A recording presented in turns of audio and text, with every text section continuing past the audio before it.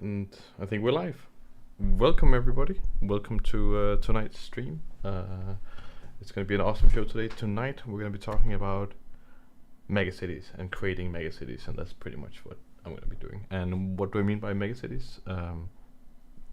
Cities, kind of. So it's we're going to be making some buildings, and I'm going to be talking about a few techniques for making buildings, and specifically the stuff I'm making is for this universe that I've been making called Black Horizon. We've got hopefully a bunch of viewers or something or whatever. If you're here, then it'd be great to let me know that you're here. Let me know where you're coming from. That it's just nice that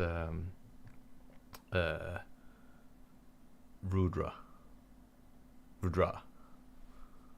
or maybe it's like where you have 17 silent letters in there, like Rudra. Rudra. In any case, hello everyone. So, if you are new to these streams that I've been doing, then we usually go on for about 2 hours. Then there'll be a break in the middle of the stream, around the 1 hour mark, and where you can go take a bathroom break and do all that kind of stuff. And so on and so forth. I also have a playlist ready with some music that we can put on. I added a few extra tracks. So that's great. Nice try. Thank you. We got some people in the chat here. I see Plexiglass here. Hello. Schultz Division. Always nice to see you guys. Rudra, right? So I don't know what it's gonna be. Rudra. Oh, what the hell is happening to my head? Oh, okay, that's not good. Rid. Shadon, hello there. Shadon Vess, hello. And Rob C, hello there. Awesome. Hello, Hilly. Welcome to the stream. Always great to see you here. And as always, if you can't keep watching the stream for the duration of the time, then the stream will obviously be available for playback when it's done. Hello, James Barth. Nice to see you here as well. So that's how it's gonna be. Going. Yeah, let's just get into it. Tad, no more short tutorials in this channel.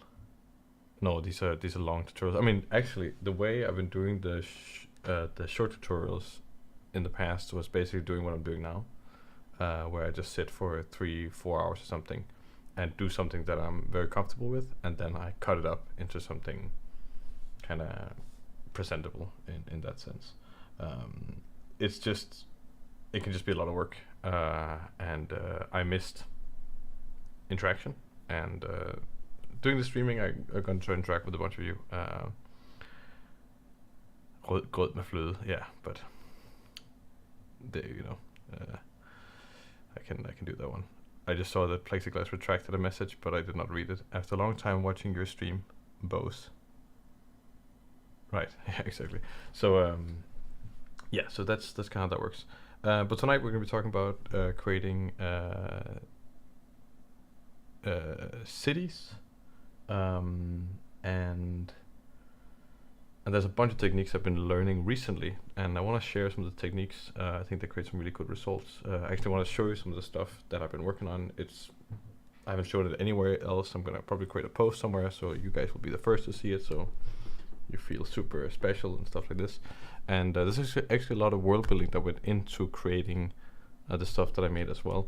So that's gonna be kind of exciting also. So if any of you guys are following Black Horizon or interested in Black Horizon, then there's a little bit of world building information for you guys. And for those of you not following it, you should totally check it out. It's mega awesome. And if you also don't care about that and you don't want to follow it, then I think the story behind it also illustrates how some of the stuff came to be. So that's awesome. Enough talking. I just keep talking. I'm gonna put on some music. You can hear the music. I have no clue how loud it is. Maybe it's just insanely loud. It's really loud for me. Let me know if the music is too loud whilst I skip over to this stuff here. Whoa. Oh, at that kind of time with the music there. I'm just gonna read the chat. Let me know if the music is too loud, please. It's very important. It's very important. Okay. Gonna read the chat here and then I'll get into what's happening on my screen. Plexiglass. I was wondering if you'll do a... Yeah, it's loud. Okay, thank you. Thank you. That's... There you go. I don't... I have no clue if that's just mega loud. But that'll be good. Some questions in the chat here. I was wondering if you'll do a vehicle design stream. So I kind of did one on spaceships a little bit while back. Now there's no music. I mean, oh my god.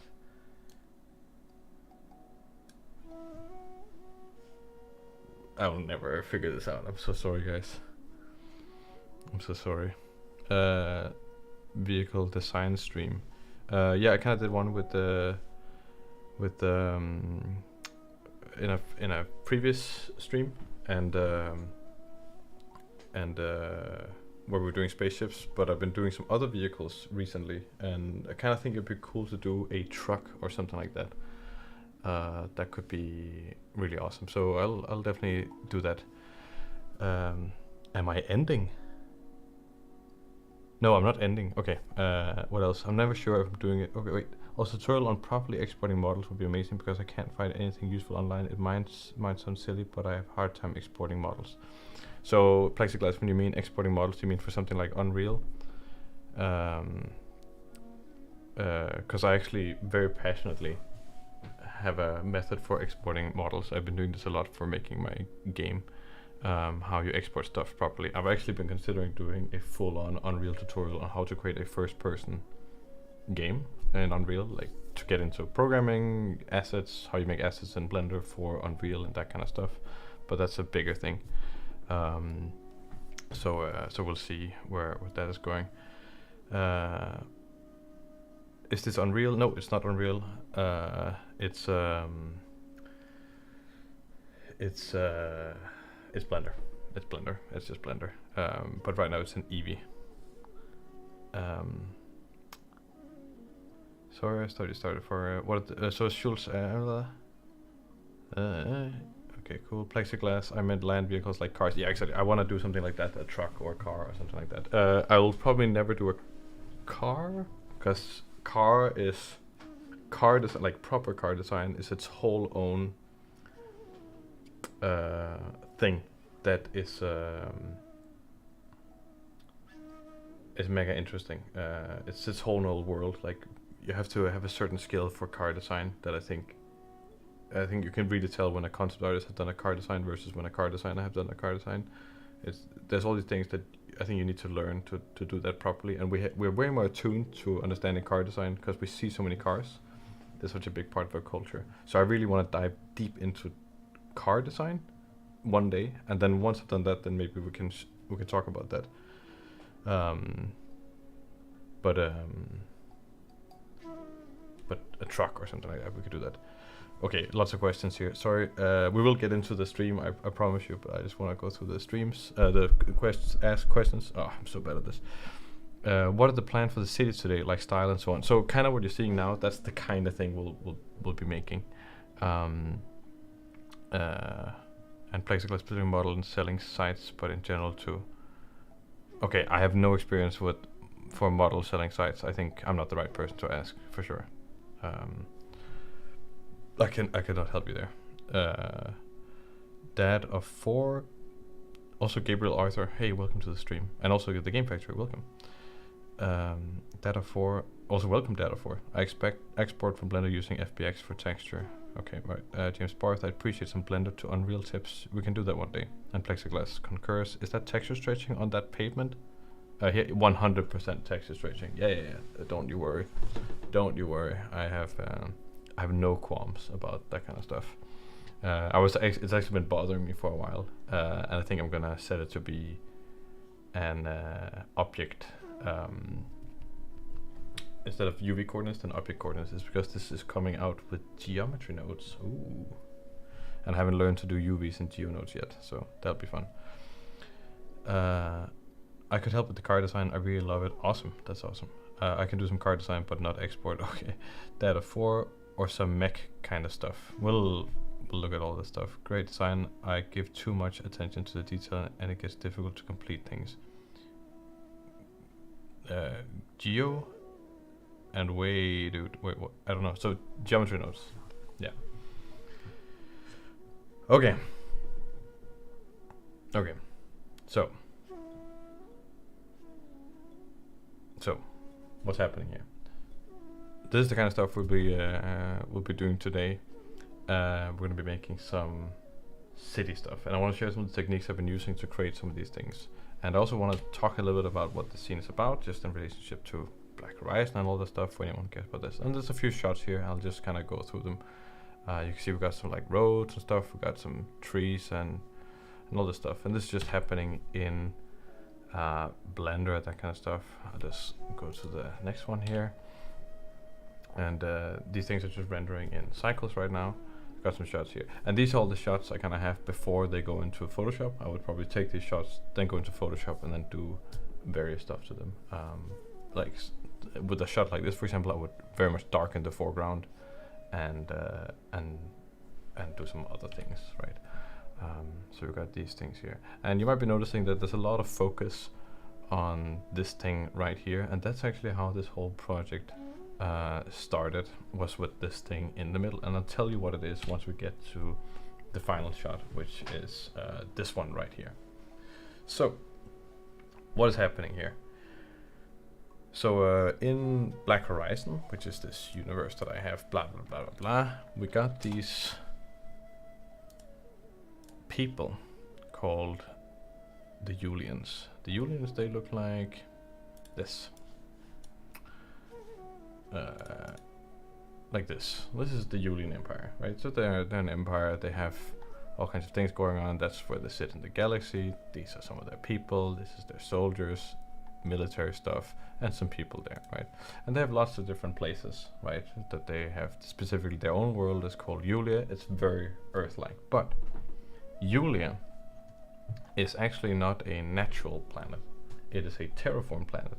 And the thing is that in Yulia, many thousands of years ago, there was these two races. There was the human race, which is not really our human race, but in the science fiction universe, a human race. And then there's this race called the Korgan race. And the Korgan race look very human-like. I'll see if I can find it over here on Reddit. And if this is boring you, I'm so sorry. We'll get back into the Blender. This is just for the context. Korgans, there we go. So these are the Korgans. They look like this. So you can see the Korgans are very human-like. And of all the races in the galaxy, then Korgans and humans are by far the most similar, right? And over time, these two races, they kind of met, humans and Korgans, and then they kind of found kinship. They're like, oh, actually, we're a little bit alike, you know. And in that way, they felt special and connected to each other, and kind of maybe slightly looked down upon other races because they were so similar. So they kind of felt like they were destined for something special.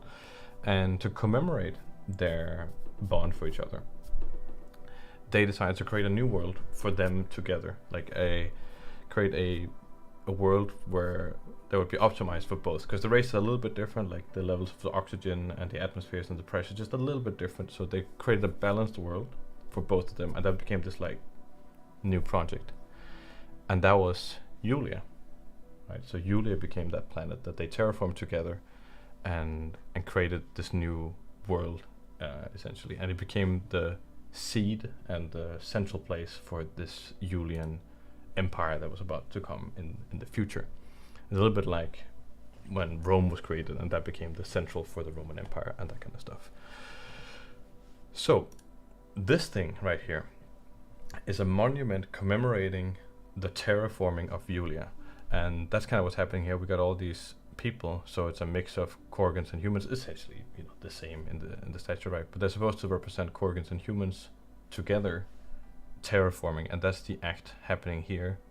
Underneath is the terraforming act, and then the top is the newly formed Yulian world. So that's kind of what's happening there. It's a little bit abstract, and in some ways it doesn't make sense, but that's kind of what it's it's symbolizing. And in many ways, it almost looks more like they're corrupting the world than they're making it nice. And you could say, oh, why didn't you switch it around and stuff? Well, the Julian Empire in the story of Black Horizon ends up being one of the bad guys. So it's a little bit of a foreshadowing that it looks maybe a little bit evil. But that's what's going on there. So this monument sits somewhere in Yulia in this city, and I think something that's important for me is that, like, when you make a city like this, don't just put up a bunch of buildings with a bunch of windows. I think time and time again, and I don't want to be bashing anyone's art or anything like that, but it's just a piece of advice. If I actually, what's that? If I go on ArtStation, something like that, and I search sci-fi city, then I think sometimes you'll get something that's, you know, kind of like this. And this is a great shot. And I think, like, it's a cool shot and stuff like this. But it's also some shapes with some lights on them, and I think this is actually one of the more successful. Like, it's be great for shot, but it's not super memorable.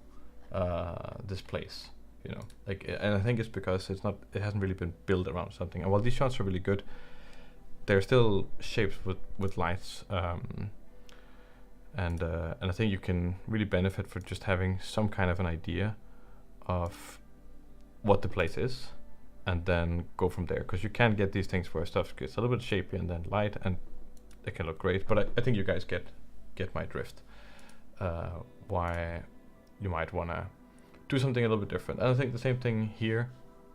Then you know, what's really the hook for me to memorize this place. And I would argue, and I know that I made this thing, but I would argue that, you know, this is a little bit different. Hopefully it feels a little bit more organic or natural, and now you've also been told the lore. So, and maybe these other places have lore, I don't know, but you've also been told the lore, so hopefully you feel a little bit more connected to this place because of these things. I at least do, and those are the things. So beyond just like making a city, so the thing we're gonna be doing, we're gonna try to build it around something. We're gonna try to find an area of a new city, and then build something special. And I do have one thing in mind already that I think could be super fun to try out. So that's what's going on with this thing. Just gonna read the chat before we keep going. Let's see here. Nice, love lore, awesome, wild. Does the name Yulia mean anything? I learned the other day that Yulia in our world means a type of moth. So Yulia doesn't mean anything beyond the fact that there was a star in Horizon called Yulia, and it has been named by someone. Yeah, it doesn't have a reason for the name yet. I haven't come up with that for some reason. It sounds kind of Greek. That's true. So yeah, so that's what's going on there. So we're gonna take a step back. I do want to show you the scene like this also. We could also just switch it over to cycles, just so you can see what that looks like. I did learn a few performance increases in like having lots of trees or having lots of grass or those kinds of things. And I can just go through some of the different elements that are in the scene that maybe can just illustrate some of the things we might be doing. So how many? Got like 5 million polygons in the scene, so it's not too much considering how much detail there is here, but some of these buildings are also quite low res. So this is just, you know, placed by geometry nodes based on some collections, so random points distributed, and then buildings placed randomly, which works great for like background stuff. And then the same thing is kind of happening here, a little bit lower density, because then I can intersect it with some hand-placed buildings like these ones here. And I think wherever it is you're kind of filming from, you want to be more hands-on, like really art direct what it is we're seeing. But I also think you can break up a lot of proceduralness with a few elements of hand placed. So I got this road network here, And I think having that road network intersect with some of the more procedural stuff helps you. Oh yes, I did remember to save. Don't you worry, Schultz. But thank you for being there. But you can kind of see, like, even though this is a little bit random and chaotic, then having these kind of stuff intersect makes it feel a little bit more believable. Versus like if it was not there, then you can see it's like it's almost like this stuff becomes more not something. I don't know if you can feel that. I at least feel that it's like it's less, where this stuff feels a little bit more deliberate, and then it just adds some order to the madness, and it makes this stuff feel more solidified also, which I really like. And the same thing with having a few areas like this here that also. Another trick I learned actually from classical painting. I remember once I was on a field trip at a museum in Copenhagen, and there was a specific painting, and I've been trying to find the painting many times, but I'll just describe it to you. Essentially, there's like a guy sitting in a chair, and then on a shelf behind him there's a little red box, and the red box is very red. It's definitely the most red thing in the entire image, but his complexion and his skin is also kind of reddish because he's like a white person, and then he has like quite red cheeks and stuff like this. And kind of split down the middle, you kind of have like the guy sitting on the right side and the little box on the left side. And somehow the redness of the image is balanced, even though the way the red is handled is very, very different, right? The red box is very saturated and the guy is like kind of soft red. In a similar way, I always try to see if I can balance out my colors. You don't always have to do this, but you might be able to notice some of the small red dots here around the image. Maybe it's a little bit unclear, but there's some little, lights on top of buildings, and then there's a very red ship over here.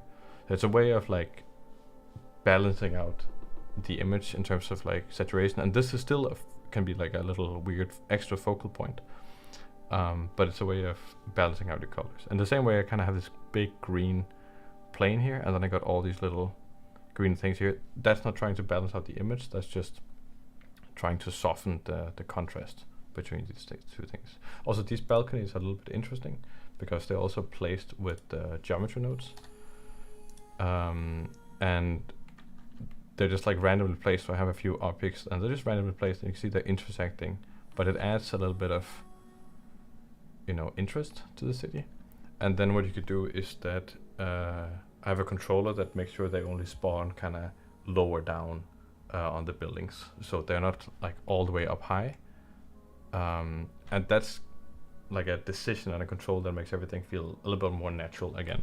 Then obviously this like tall mega building in the center here, this big shining beacon, has green all the way up.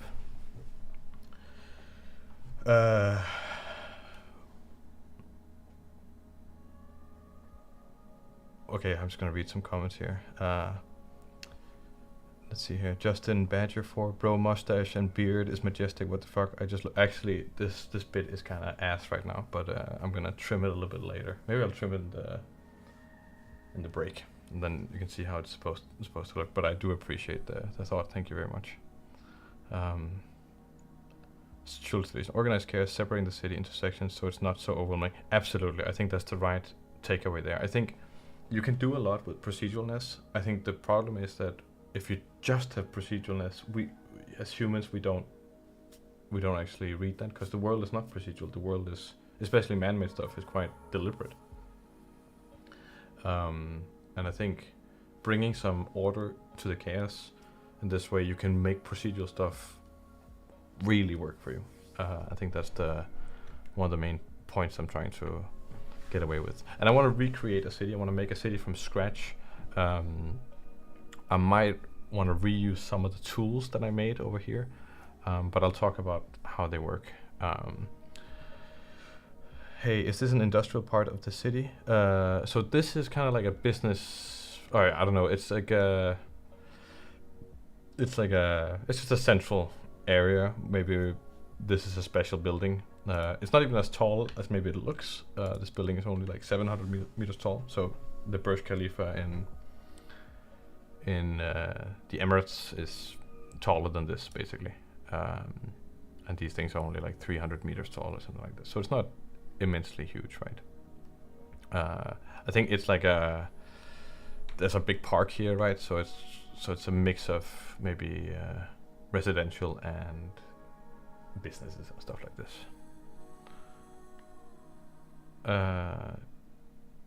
Dom, welcome Dom, welcome Crampy, also welcome Justin Badger for all. Great to see you guys.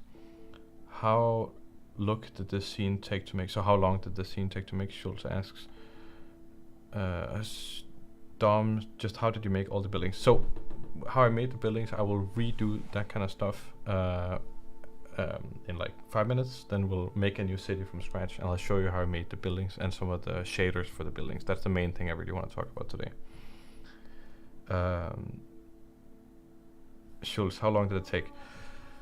I think honestly, I would say 50% of the time was actually spent messing around with geometry nodes and trying out different things. And then maybe I spent a day on that, and then I spent a day on the city itself. Yeah, so I would say 2 days. And you know, making this kind of stuff can be really hard because you have to make I had to make like 10 individual guys holding the stuff, and the way I did it was, because you can see they're kind of like sculpted and stuff, you know, like the way these guys look here, they have some detail and stuff on them. And I made all these, by the way. So the way I did it was that I have this tutorial on my YouTube channel called Game Ready Characters. I basically took the guy from that tutorial who was rigged and everything, then I bulked him up a little bit. I sculpted on some bulk, and then I posted in different angles. Then I applied the pose and just made it into a geometry, and then I sculpted some extra detail just to fix some of the deformation afterwards. And then I got all these different guys here. There's lots of different techniques, but I will be showing the buildings. Tad, are those kit bash? The buildings? There's no kit bash stuff. I made everything in the scene. The only thing I did not make in this scene is these people here, the crowds, and the textures. Some of the textures are photos. But I did all the trees and stuff. All these trees are handmade. They are handmade trees or bushes and stuff. All these things. That's my general approach, is just to make everything if I can, because it can sometimes be faster than looking for the right kit bash element, or you can make stuff for the level of detail that you need it to, and you get something unique that nobody else has. Nobody else in the world has this PlayStation 5 building, which I think is hilarious. Like, you can see how it's basically a stretched out PlayStation 5. Which I think is really funny. And sometimes we go to this board game cafe in Copenhagen, me and some friends, and they have this cooler heater. It's a cooler. I think it's a fan, basically. And it just looks like a stretched out PlayStation 5, like rotating like this. And it's just hilarious to me. I did not make the trees with any add-on. I just did them by hand. Actually created a tiny GeoNode setup to make the trees. I can show you that later. Any case, I'm gonna save the scene. I'm gonna open a new scene, and then we are gonna start doing some of the stuff from scratch. And we're actually gonna start just making some buildings, and then as we're making the buildings, we're gonna talk a little bit about the kind of city we're gonna make. And I already know what kind of city it's gonna be, because this has nothing to do with this. Even though, look at this really cool eagle statue, and this thing is kind of cool also. And look at that, it's an owl. And yeah, I just look at statues. What is it I want to open? I want to open this thing over here. Horizon. And then for those of you who watched last time we were making a gun, I kind of showed this thing which was a little bit interesting. It was a monowheel. And what I've been thinking about doing is creating a little animation with these monowheels. It just needs to load, then it can get in. Here we go, here we go, here we go. Here we go, here we go. Here we got the monowheels. Oh, look at that. Vroom, vroom, vroom. We got the cool monowheels, just waiting for the textures to come in. And yeah, so I got these monowheels here that I've been making and having some fun with. And I really want to do a animation with these monowheels. And I want to put these monowheels in like a city setting, so they're like driving through a cool city. And I thought maybe we could make the city for that race. So that's kind of the goal of today, is to make a racing city where I can put these monowheels in and actually do an animation. So that's the idea for a city. So we already know that, okay, it needs to be able to accommodate a race of some sort. So we need to think a little bit about some roads and things like that, and just the course and the space, and that will help define the city a little bit. Yeah, and I've never done any racing stuff before, so this is super exciting because I'm really enjoying making this kind of stuff, and I learned a lot making these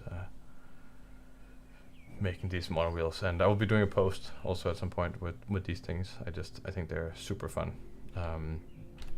This is kind of like the Formula One I have in Black Horizon, or like my version of pod racing, basically. You know, you gotta have your own pod racing, and I was like, okay, I can't do pod racing, so I'm gonna do monowheels, and I think they look kind of cool. I'm super excited about them. So if everyone else hates them, then I'm sorry, but this is how it's gonna be. It gets my blood pumping, so that's awesome. So that's essentially what's gonna be happening, is that we're gonna be using these monowheels to make a city. I'm just gonna close this file again here. We don't need it right now, but it's just something to keep in mind. Donut go eat. I really want to have a monowheel make donuts in a donut. I think that'd be super funny. So, opening a fresh blender here. We're already half an hour in, so time is flying. And I got my trusty sparkling water, which in Denmark, for those of you Danish or whatever, is called danskvand, which means Danish water, which is like, I don't know why. And then one of the most famous like sparkling waters in Denmark is Ramløsa, which is Swedish. And it's just funny that in Denmark it's called Danish water. It's such a weird thing. And I have a Swedish roommate, and we speak English in the household because we have lots of people who are from other places, so we all just speak English. And we call it Danish water in English instead of sparkling water.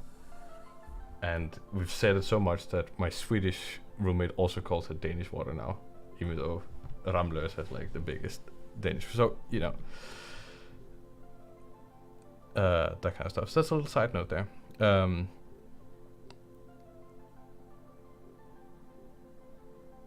No more Hindbær. No, I mean, I'm gonna try to be healthy.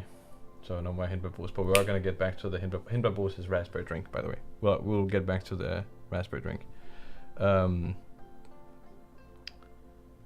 Plexiglass, right? Wait, what is it? It'd be sick to have a race versions with like stickers and liveries. The racetrack should Boolean through some skyscrapers. That would be very cool, yeah. With the Julian sponsorships like logos. So the thing on sponsorships, I have been thinking about that because it is kind of that look, and it could be really cool. However, Black Horizon is an alternative universe. It's not our world, and it's not the human race from our world. So the cultural things from our world, they haven't really carried over in the same way. I think it's supposed to very much feel like its own thing, so they probably wouldn't have sponsorships in that way. But they will have some kind of sponsorships, but I think it will look very different. And the way it works is going to be very different. So I'm not going to have the things with stickers and logos, even though the aesthetic for those things is awesome. I just think world building wise, it's not a very good fit. But I might make some that are styled for like more Earth-like stuff with, you know, a Ferrari logo and then sponsored by McDonald's or some stupid thing like that. Just for the lulz. But for the world building, then I don't think it's gonna look like that, because I think it detracts a little bit from the. It pulls it into our world, but it detracts from the connection to Black Horizon as a world building. So can we all make stickers?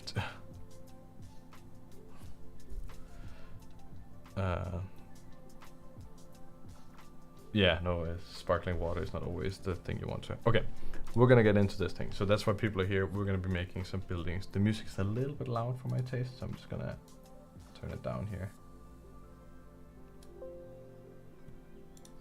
Capitalism is intergalactical, but I think the way the sponsor stuff is gonna look, the culture for it is gonna be a little bit different. Like I was imagining this thing that there's these people called the Surians, which are not Syrians, but Surians with a U. They are ultra rich. They're the galaxy's ultra rich elite, and they come from these old family dynasties, and they have these emblems and things, and that's kind of the way you know who they are, like their family emblem. I'm thinking a lot of the monowheels can maybe be associated with those kinds of things. Maybe they're owned by one rich family, and that's the way they show their wealth in a different way. Okay, sorry, enough about that. We're getting into the building stuff now. So the way I like starting with this stuff is actually creating a little bit of a very simple building and then doing the shaders immediately, because the shaders are really going to be where everything comes together. And I'm just going to move my tablet here. Actually, I'm going to move it behind the screen. And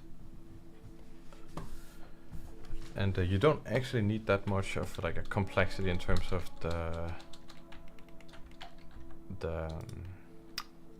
shape itself. You know, sometimes buildings are just a box, right? But the shaders are really where it kicks off. So I'm gonna just create a little bit of a shape like this, just some stuff with some different things here, like this here, and then maybe something like this, and like that, and like that. Right, and then we have a building, and maybe I'll create a little side piece like here. This is just to get that variation.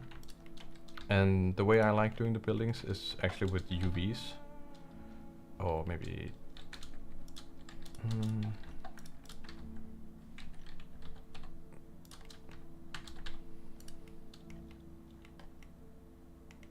yeah, something like that. Okay, cool. Oh, maybe should it be?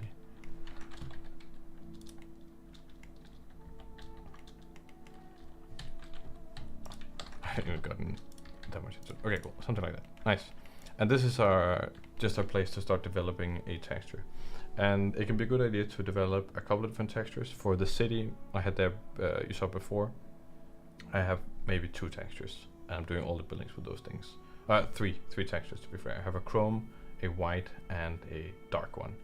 And having a little bit of variation can be good. But I'll also show you how you can do a lot with just one texture.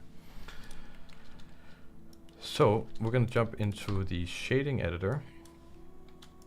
And then I'm going to put this on here. I'm going to create a UV window right there. And then we kind of have all the things we need right now. So I'm gonna select this here, cube project, and then we'll just place this somewhere, and then we'll, actually maybe it's nice if it's just at the default scale. That's great. And I like also setting this to be the scale that it's supposed to be. So if I look over here, this is currently 9 meters tall. So I'm gonna make this, let's say 170 meters tall. That sounds pretty good. Actually, a little bit smaller, like that. I'm gonna apply the scale. There we go. Then we're making the stuff and everything is gonna be correct then. So we're gonna be using a mix of procedural textures and actual textures, but we'll start off simple by creating kind of like most of these modern buildings are going to be a little bit glass-like. I think that's kind of the look that we're going for. This obviously depends on the kind of building, but for these kind of sci-fi aesthetic buildings, then maybe we'll create something that's glass-like. I like starting off using the brick texture in Blender, which actually is kind of powerful because you can do lots of cool stuff with it. And I'm gonna press Ctrl T. I'm gonna set this to UV, and then we get this going on. And right now it looks like bricks, but if we take the frequency, oh, is it the frequency? No, it's not the frequency. Yeah, the frequency is set to 1. Then we get this nice rows of things, and then we can scale these even more, which I will do like this. Then we get this kind of pattern here, and I'm gonna use this to start creating some offsets. So I'm gonna go here. I'm gonna probably set this to a, I'm gonna adjust this color here and set this to a white, like that. Then we get these lines coming out like this, and maybe actually I'll set this to white here, and then this is gonna be black, and this is gonna be black also. There we go, that's what I want. Yeah, transparent and glass-like. We're not gonna use any transparency, but that is the kind of the look. Okay, so now we got this thing here. So that goes into displacement. Then we got this kind of stuff happening right there. Then I'm gonna create another set like this. Also gonna connect this here to this here. There we go. Oh, I might even not need this. Okay, cool. And then this thing, we're gonna add this. Oh, we're gonna add this math on top of these guys. And here you want to use the color, not the factor. The factor is will do something different. Okay, nice. So we got that. Then I will adjust this. I'll get a little bit of a different vibe here. You can see here, we got some different things going on here. And you can have some sort of order if you want to, but I think, you know, I'm just gonna have a little bit of randomness, that's fine. Kind of like that. Maybe I can give this scale like that. And then what we can do is we can set the strength for one of these. So we can set the mortar down for one of them. So then the inner one is a little bit less powerful than the other one. And actually, instead of adding, I'm gonna set this to maximum.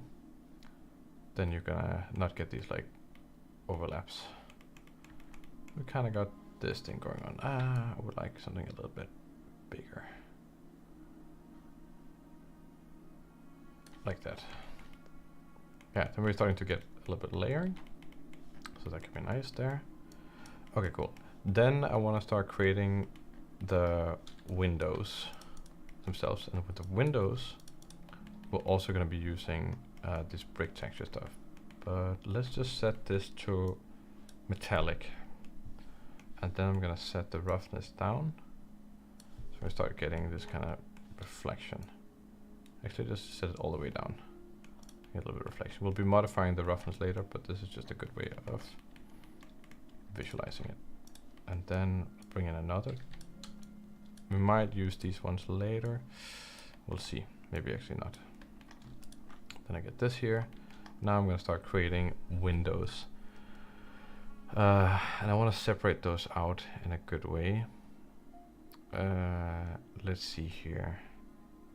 let's do, what do we actually get here? So here we get this kind of nice factor like this.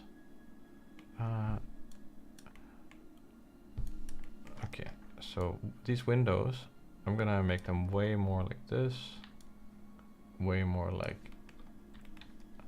that. And then we can also increase the mortar size here, or decrease the mortar size. We're gonna get all these smaller windows here.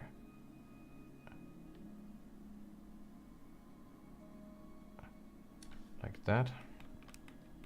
Cool. Then I'm gonna use those right now to factor.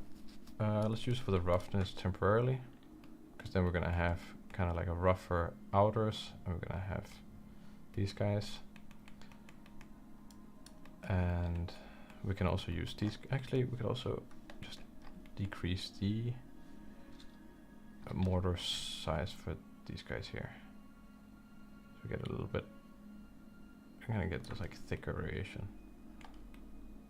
Yeah, that's kind of interesting. Then we can also use these guys for to add to the roughness here. So we set the math. Let's go maximum again. Roughness here, like that. Then we're getting this kind of thing going on. This is probably a little bit too extreme. Something like that. That's cool.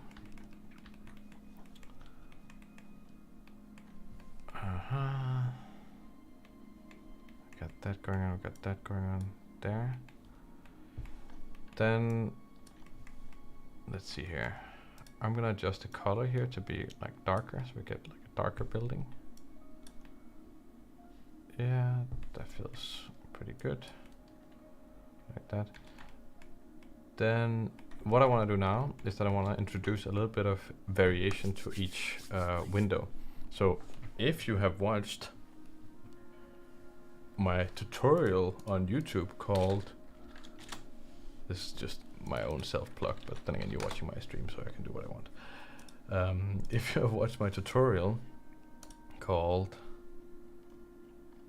How to Create Epic Scale in Art, there's this little section called Texture and Detail where I talk about warble, or like what happens when you have lots of windows in a big thing. You get all this little bit of micro imperfect alignment stuff, and it ends up creating these blurry kind of rough reflections. You know, it's not a perfect reflection, and we want to captivate that thing. And the important bit here is that the surface isn't rough, it's just that the alignment of each panel is on whatever, and we want to replicate that. And there's a couple of ways of replicating it. One thing you could do, if we go here, I could say, maybe I'll make this like this. We could take this and modify the normals. So we have the normals for these glasses here. Take them here and put them into, if we just, let's say we just put them into the normals, then probably not much would happen here. Oh, that's the wrong one. There we go.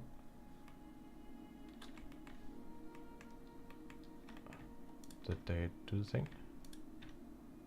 Yeah, that's the thing. Okay, let's try putting them into just normals. Okay, yeah, that's not what I want. So we say normal map. And then we say color. No, still doing the same thing. How would I actually want to do this? I kind of want to see if I can get a little bit of variation on which normal. Normal. How would I do that here and there? You kind of want to just Okay. Combine. No, let's get the normal. That's not how you get the normal. This how you get the normal. This is actually a slightly new technique. I just want to see if it works. Sorry about that.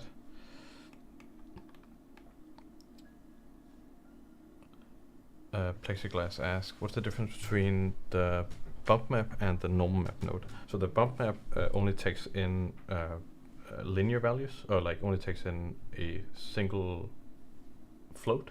So basically, let's say from 0 to 1, right? And then if it's 0, it's nothing. If it's 1, it's up, and it only goes vertical. Normal, it looks like this. Normal takes in 3 values, and normal is a little bit better at faking detail. And that's why it's because it can look more three-dimensional, because you basically have lighting information in 3 different axes. It's all a camera trick, right? What happens to the bump node is that it's creating a normal map through the bump map node, but the bump map node just takes in only a single value. It goes up, but then it converts that into dimensionality. Normal maps just have more data, essentially. Normal maps separate XYZ. I want to see if this works actually. And then combine XYZ, because I was just pondering this when I was going to bed last night. I was like, oh, maybe actually this could be a nice technique of creating a little bit of warble. So I got that going on there. Then I have this thing.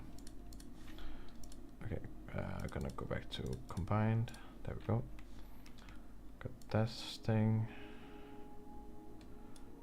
Then let's say that math. Nope, that's not what I want. Add to the X. Oh, come on. Add math there. Okay, there we go. And then we plug that into the thing here. Let's see what that looks like. Yeah, so then we're getting a little bit of this kind of stuff. That's what I was looking for. Seeing all this variation over here. It's kind of making it look like a mosaic. If I take this and I multiply this a little bit, multiply this by a little bit less, then you can see we're kind of controlling that warble. So here we have perfect reflection. I'm just gonna increase the brightness. So here we have a perfect reflection. Then now it's getting skewed a little bit. But only the X right now, only the X. So I'm gonna do this to the other ones as well. Let's see, so it adds only. Maybe that's okay. It's only for effect. So we'll try this one as well.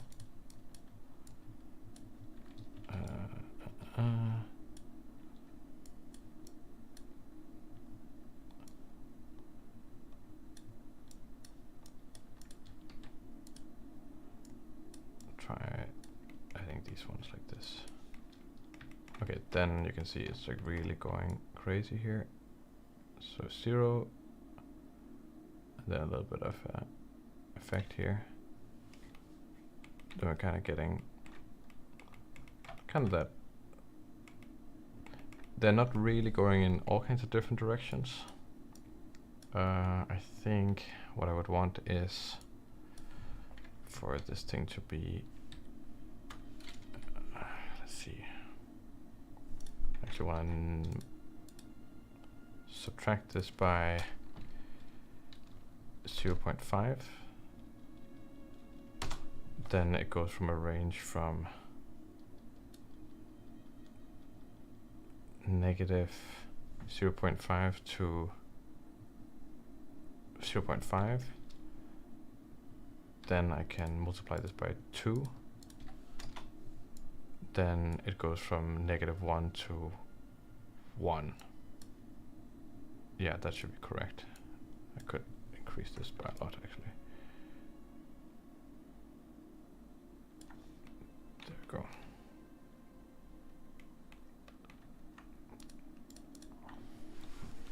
Well, so I guess this is providing my random value right now for the offset. But I guess we could get an extra thing to warble it up even more. But this is kind of okay. I think this looks decent. It's kind of the effect I want. But and we're gonna add some effect to it. I just want this to be a little bit less powerful. Yeah, something like that. That's cool. That's cool. Okay, sorry about that. I mean, why would I say sorry? This is all helpful, I guess. That's the whole point, is to do this stuff. So we got this thing going on now. It's a little bit complex, but it's creating that warble there. And then I want to add some warble to it. And the way we're gonna do that is that we're gonna create a bump node. Nope, we have a displacement. We're gonna use the displacement. Then we're gonna create a Musgrave texture, and the Musgrave will look something like this. And we're gonna give it a texture thing here. We're gonna give it the UV, and then we're gonna scale it up a little bit here, like this. And we are gonna add it to this thing, like that, like that. And then we're gonna have something that looks like this right now, which is way too intense. I'm gonna multiply this, and it's just gonna give us that last little bit of warble. And then we have that variation. Yeah, exactly. And then we're getting pretty close to seeing that thing. You know, there's a little bit of warble and a little bit of unalignment. This one is pretty clean, but still, it's got that little bit of adjustment there. Okay. And we probably also want to make sure that it doesn't hit these guys. So let's find those ones. They're over here, like that. So we could say that this thing here is going to be in a mix maybe, and then this is going to be the mix factor. This is going to be in B. Then we're going to get, so actually this should be in the other way. Yeah, like that. And then that's the one that's going to go into the add. There we go. Like that. Why not? And then they're only going in there. Cool. Then we got that stuff there. Nice. Then we got our base set up for everything. Then we want to do our lights. And right now what we're doing is we're creating this really boring building first, and then we're gonna make it interesting. Then let's get, oh, we're actually really reaching the halfway point. We're gonna go for like 10 minutes more, and then we'll take a little break. Okay, let's see here. We got this here, so that's gonna be the base for our lights. So the way we're gonna do that is we are gonna get this texture here. Get this texture here, and we're gonna just plug it into the emission, and we are gonna give it a ramp. We're gonna say like that, and something more yellow, or something like that. Cool. And these are the emission textures for that. We got this kind of thing going on here.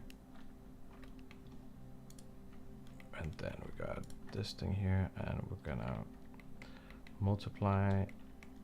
No, we're gonna get another mix up here. There we go.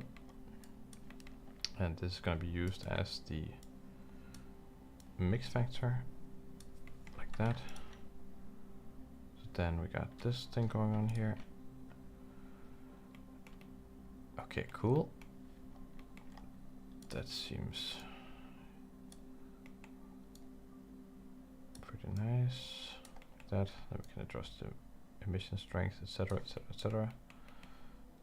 That's good. And I know it doesn't really look super amazing right now, but you gotta just trust me right now. Trust me, bro.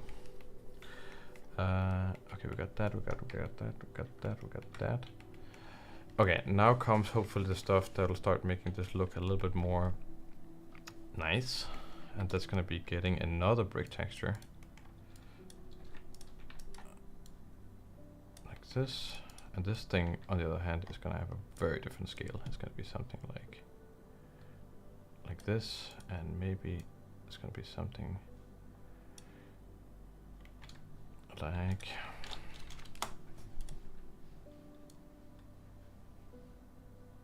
this. And it is gonna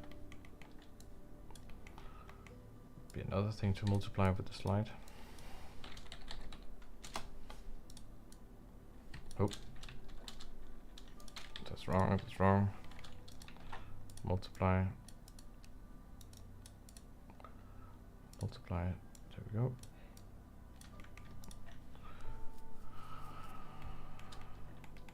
And then just gonna adjust the scale here a little bit.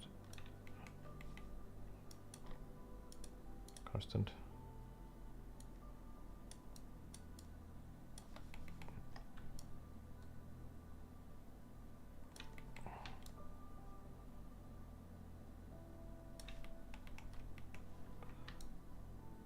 Maybe I'll do scale a little bit more, and then we can figure out what kinds of window pattern-ish we would want.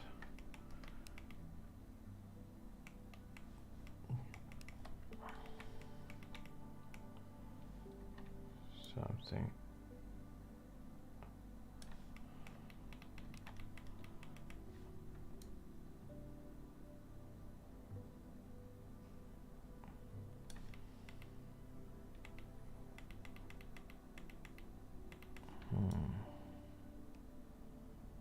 Let's see, I'm just trying some things out here right now.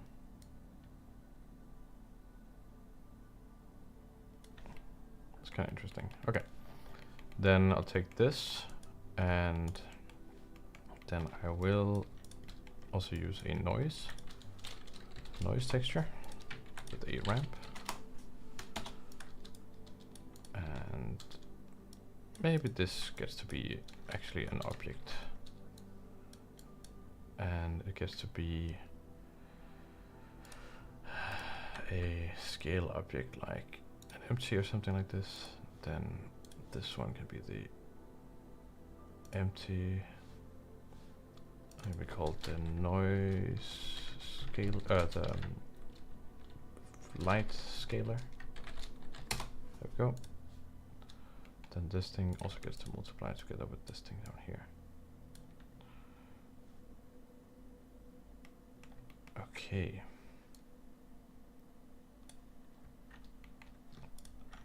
So let's see what we got. So this noise is way too big. So we're gonna scale this thing up here quite a bit. Like so.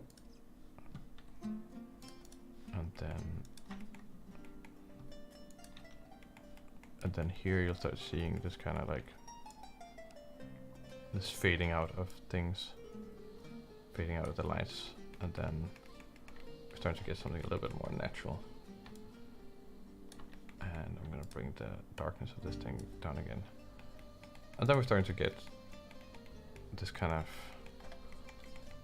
a little bit more interesting look here. We can create variations. And this is kind of the baseline for a lot of the stuff. You'll get this this kind of stuff here. Let's just see if we get a, not this light, but a sunlight like this, and set this to 5, and let's go into cycles or something like this. Then got that going on. Maybe this thing go down to 0.2. Then we kind of have this building here. then we should be able to create lots of variations of it.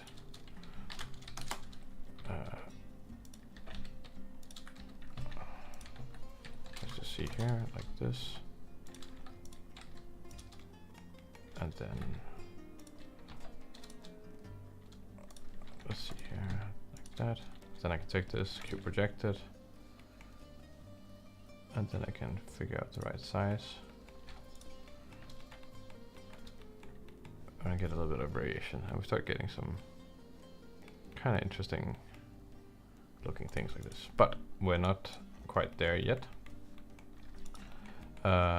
We want to bring in a little bit of naturalness to the roughness of everything. So to do that, I like using a little bit of a texture. Texture. And we're gonna make some buildings that are a little bit more interesting than these ones, but these ones are just kind of the baseline textures. We're gonna bring in a texture that looks like, where's the texture that I made for this specific purpose? Not here. Not here, not here, not here. Maybe it's inside my monument folder. There we go. Okay, so I have a text that looks like this. And this is just an amalgamation of some stuff, but you can see it's just a text that has a little bit of detail on it like this. The color is not super important, it's just more this kind of stuff. And I can bring that in, and then I will try to put that somewhere like this here.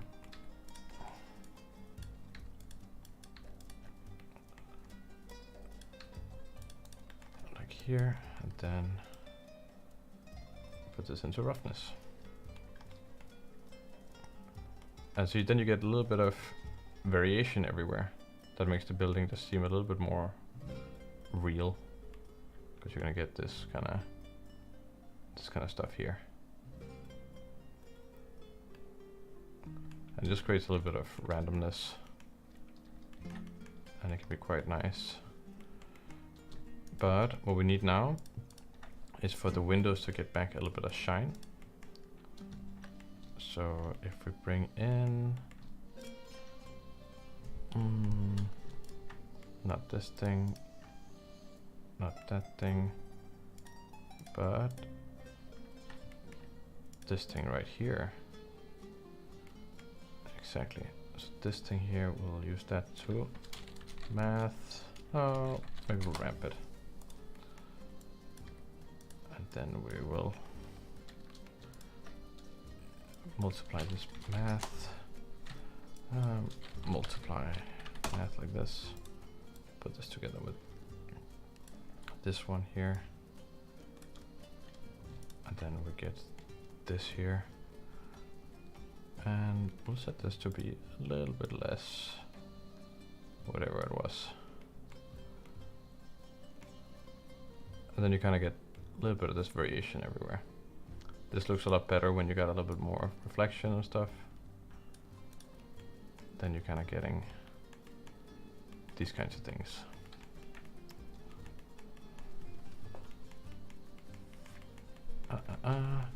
Maybe you want a little bit more variation in these things here.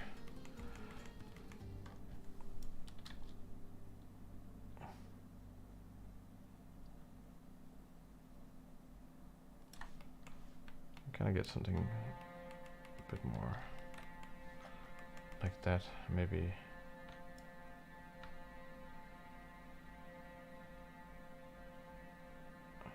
Kind of like these lines, they feel interesting. Let's see here, if I scale this. To do that we scale. File, save as. Yeah, sure. Race city. Thank you guys. Thank you guys. I hadn't been looking at the chat for a while. I've just been kind of going. That's an interesting technique to make animated screens on buildings. How's the progress on the game? Don't know, you talked about it already. Progress, I haven't done anything on the game yet. I really want to, but I just haven't. I really want to, but I just haven't. It's still, but it's good. I'm still making a trailer. Like, but I have a lot of stuff I need to do next week. I'm going to go teaching at a school, my old school. So that's also happening. Yeah, it's kind of interesting. Let's see what we got going on here. Maybe a bit more windows.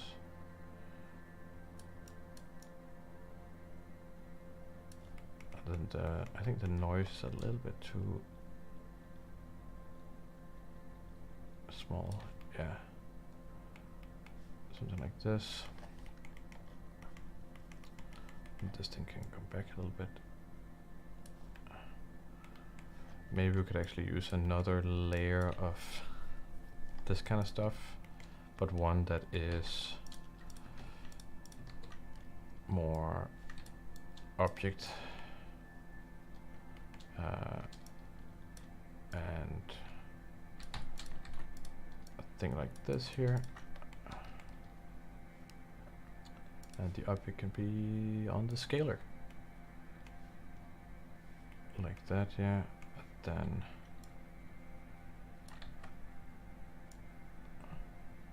scale like that.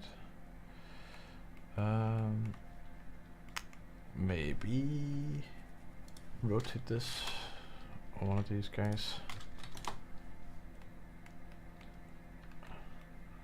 Could be something like that. Yeah.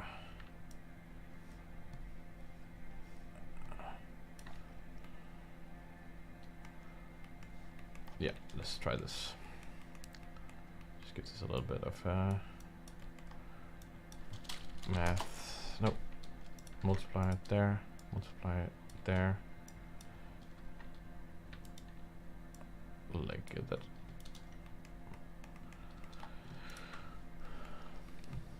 And then I kind of have a little bit of more variation.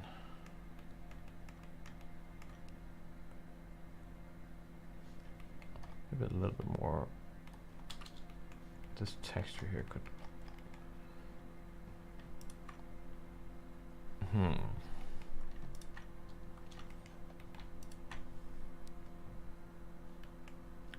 I want the texture to be seen a little bit more.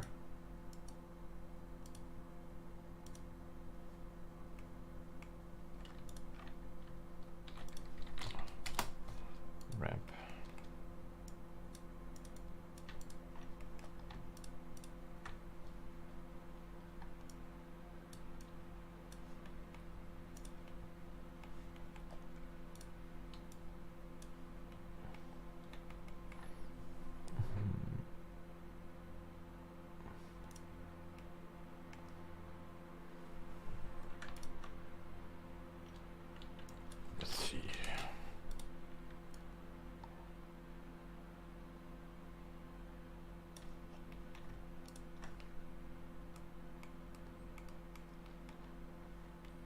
Maybe I should squash this.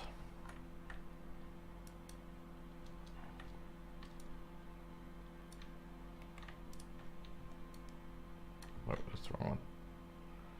If I squash this, maybe I get a little bit more out of it.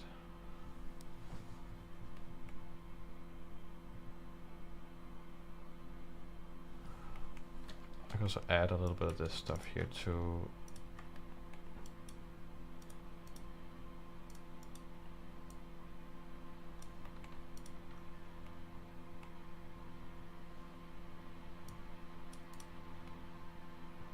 They're very reflective. They keep being very reflective. I guess it's just because the... Ah, right, I don't want that. I'm getting this... Maybe I should flip them around. That's a little bit better.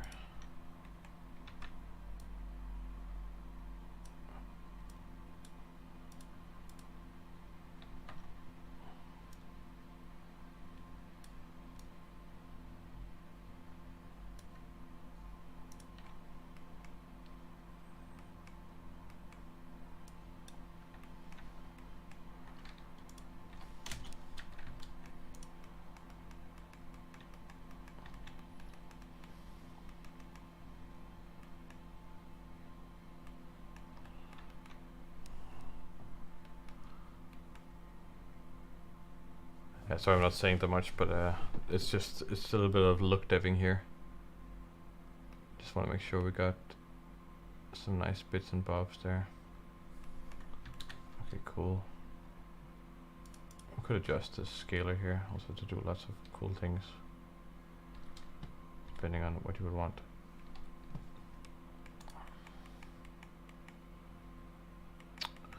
Okay.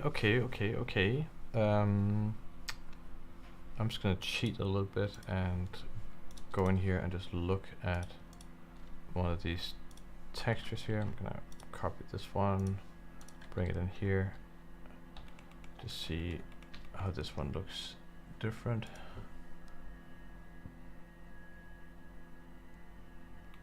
And this one has quite a different look. Maybe I will just bring in this bigger building over here. This one actually, and this one.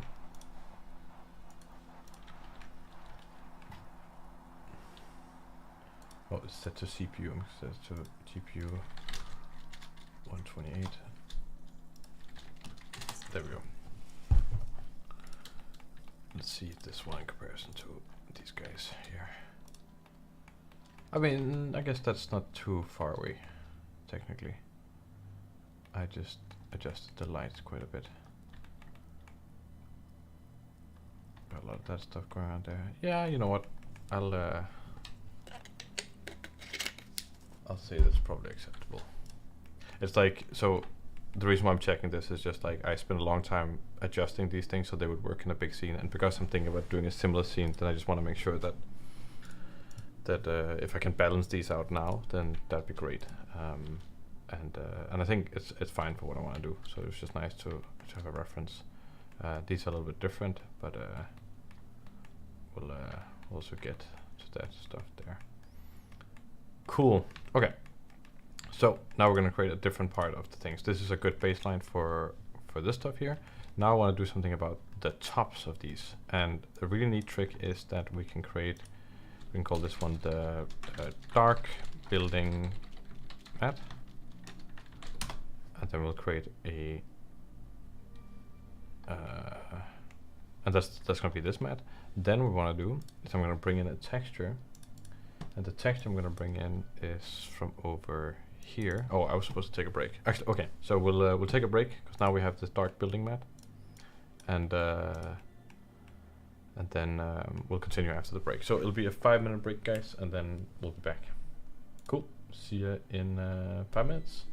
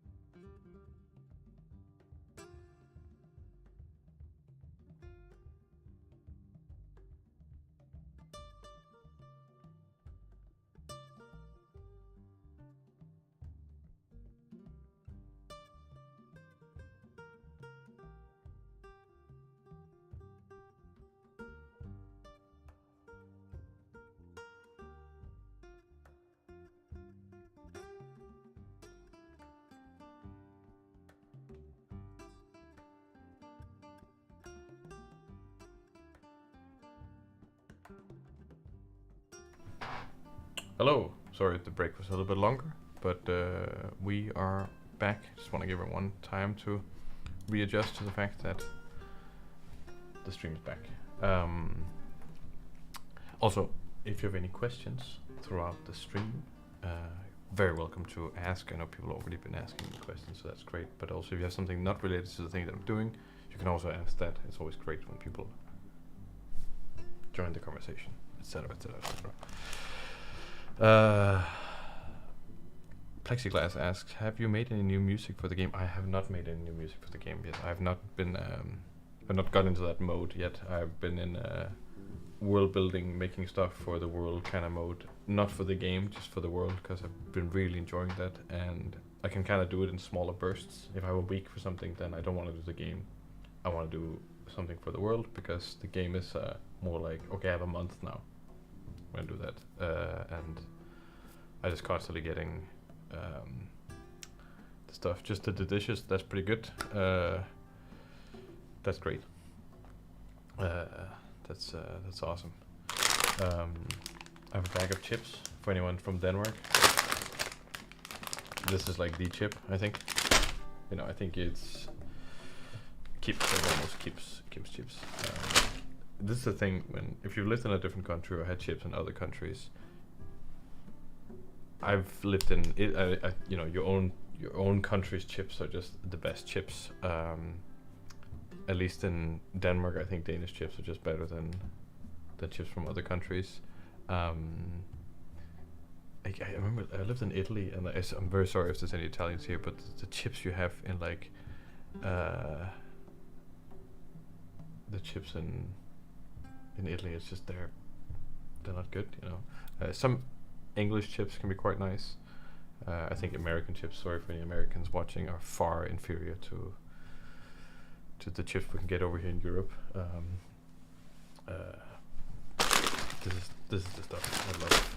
Kim's sour cream and onion chips. They are the.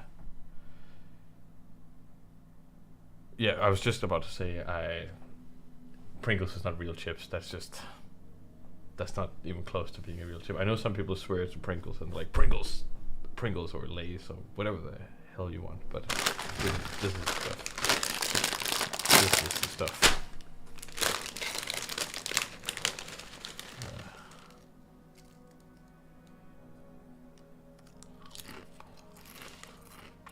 Okay, I'm just gonna chew a few chips.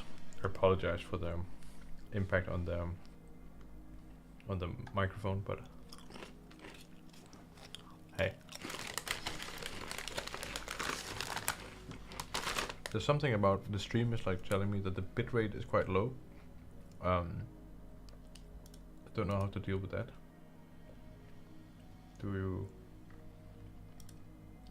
I do so? I don't think I do anything. Warning, the bitrate is low. Like, how do I can't deal with that. Is that something in OBS? Stream bitrate, stream output. Oh. I can set it to like 3600.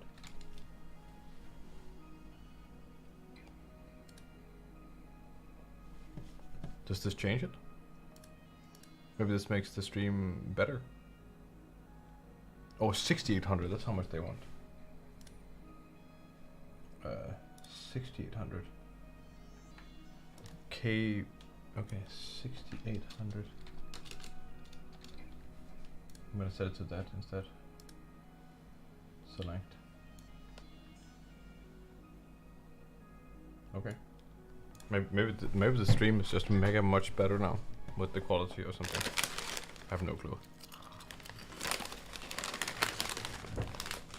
Okay. Sorry.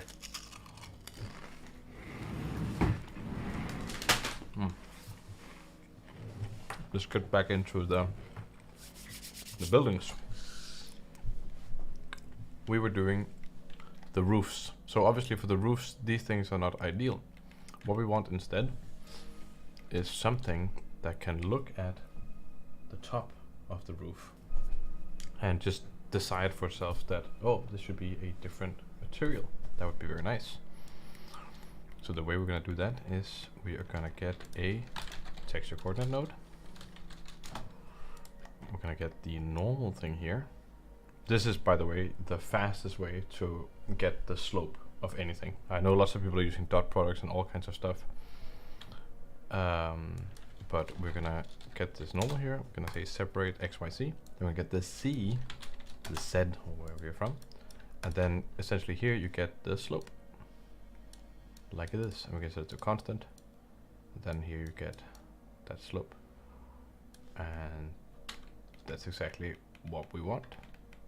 And I know it's getting these like normal things here, but that's absolutely fine. We can live with that. And now we have this thing we can separate something with, and then we're gonna create a mix shader, like so. Bada bing, bada boom. And this thing is gonna be in the factor, and you can see now it's black here. I guess the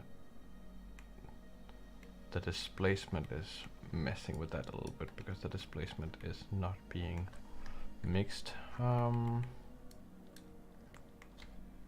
can put the displacement here, and then we could say mix, and then we could say this one goes in there, and then this one goes to mix. And we just switch these around. There we go. Then we have a unique one for this one up here. Great. Then we can create a completely new principled node. I'm not going to take that one. I'm going to take another one, principled, BSDF. There we go. Actually, maybe we should adjust the metallicness on these surfaces. I think maybe that's the thing. Because right now it's just at full metallic. And we actually got this thing going on here. And if I ramp this one, and put the other way around, then we could get something like this. Then we get something a little bit more, yeah, I like that.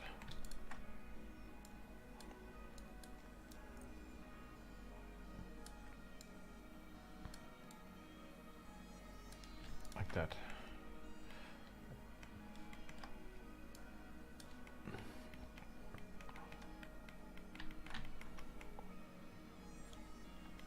Increase the light on this one.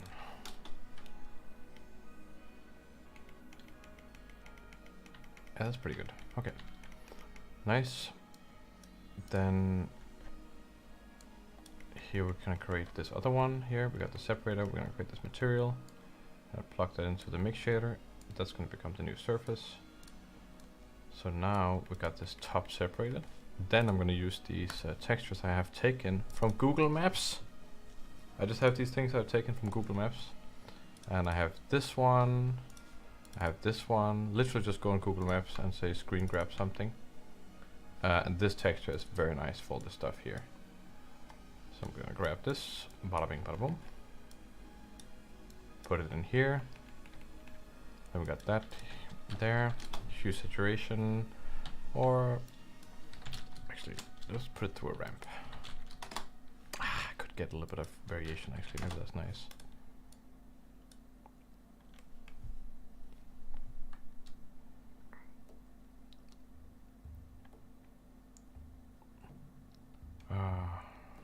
Let's see here.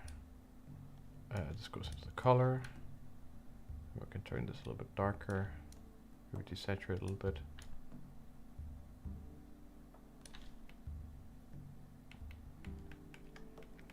Yeah, then we get this excuse me, separate feeling. We could get a bump, or we did to go through the effort of messing with the displacement here.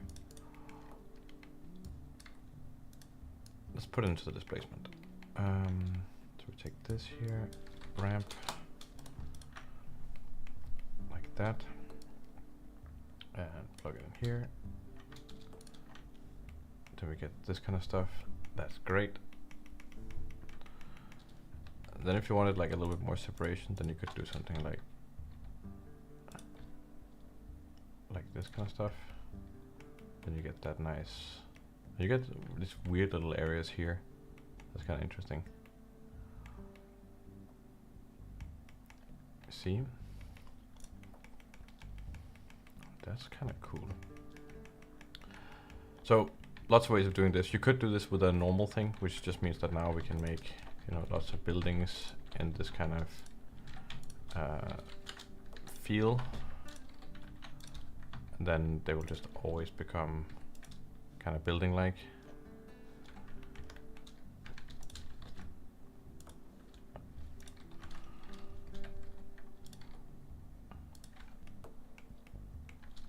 Am I just getting no lights on this one? Okay, there we go.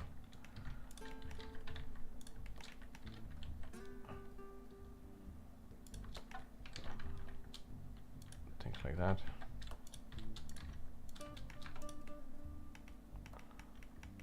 Like that.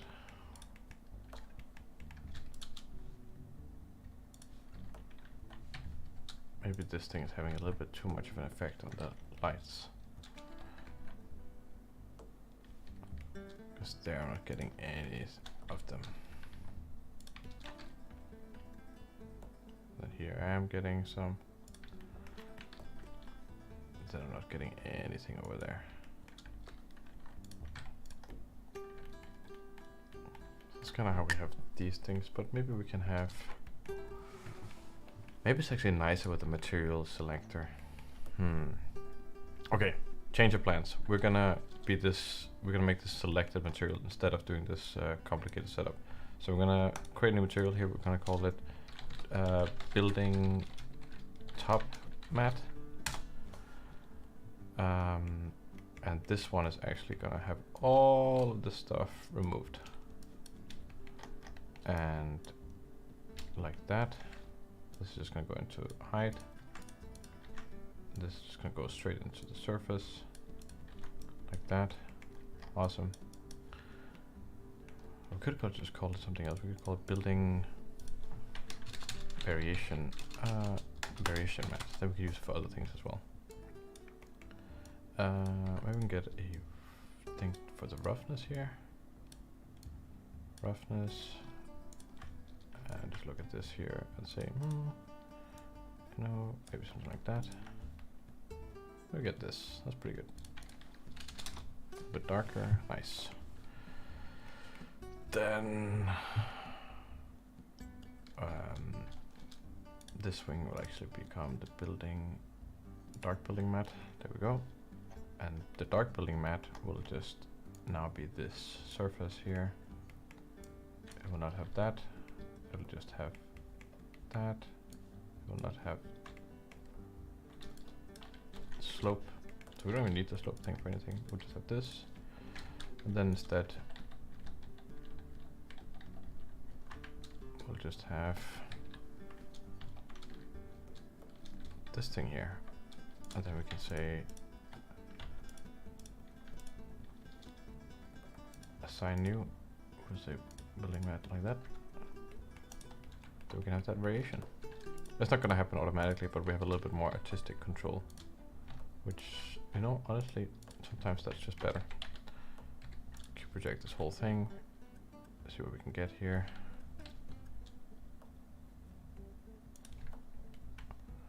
We got a cool cipher building. Also create something like this.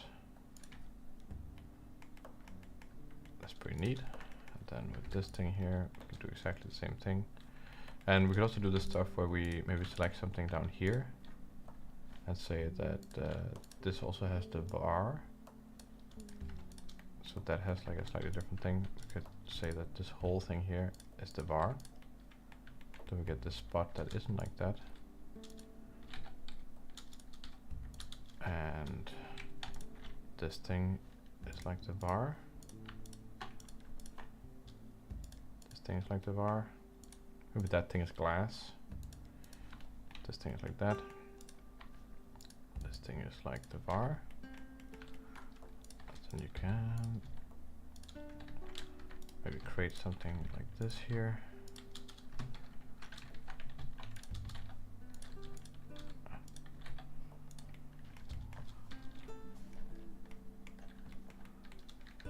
maybe even something like this. And then we just project. Then maybe we find something like that. Then can I have a building? Maybe this one has the thing. Maybe do like this. Like that. There. And we have that going on. Let's go into Eevee so we have a little bit of variation here.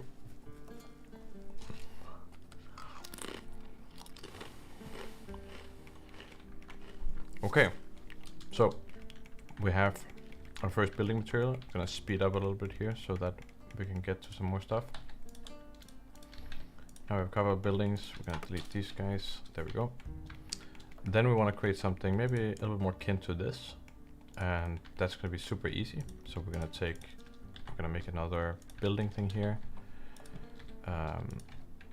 Gonna make it go up like this, maybe give it 2 round things like this here, like that, like this.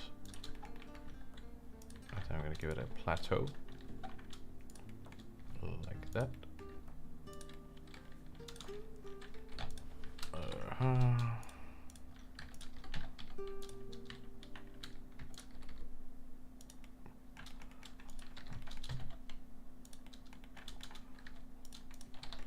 And maybe actually no, something along these lines. Okay, cool. That'll be the building. Shade smooth. There we go. And this one's gonna have the same material as this here for now. Then we're gonna set. Oh, that looks kind of interesting. Okay. Project. There we go. Can do this here. Give it a little bit of variation like that.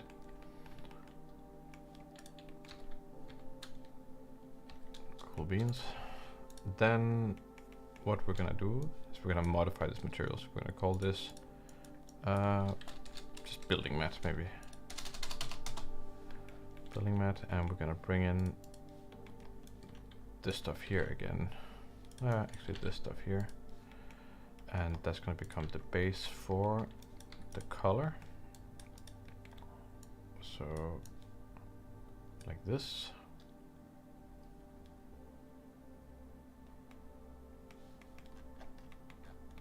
Like this here, building mat like that. It's going to be absolutely normal like that. And maybe actually ramp it like this.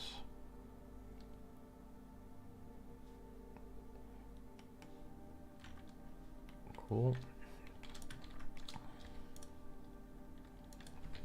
Value.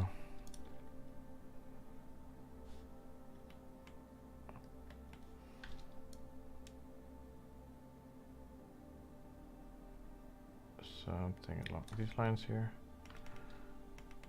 Cool beans. Then there's a lot of stuff here we don't need. We don't need this. We don't need all this stuff here. So anything coming from down here we don't need.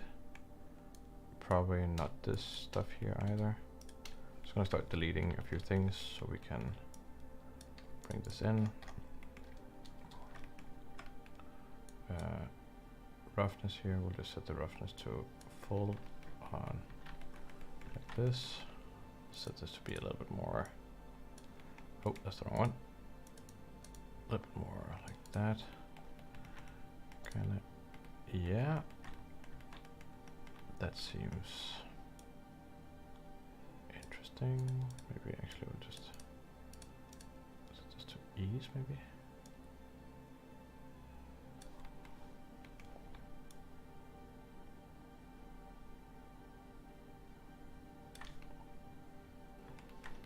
And then what I like to do is to use a gradient texture, figure out where that's going. Then set this to object. Then I'm gonna rotate this 90. Then is this scale? There we go. Could also be generated actually. Yeah, generated is a little bit better. Then ramp. Then something along these lines. And then we can create a multiply math. Nope, that's the wrong one. There we go. Multiply with this thing. Then we have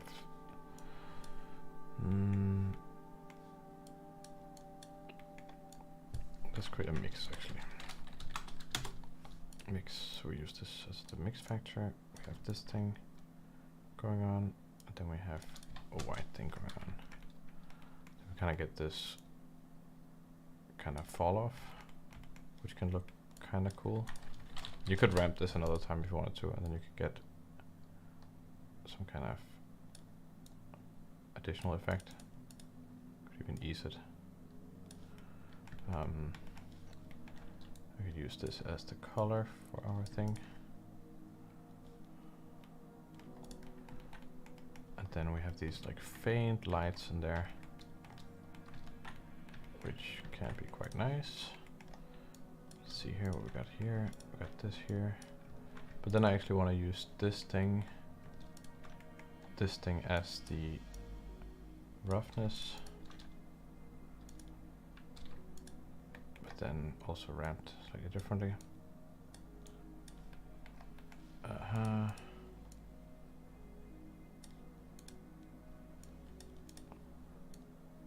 we get a little bit of variation like this.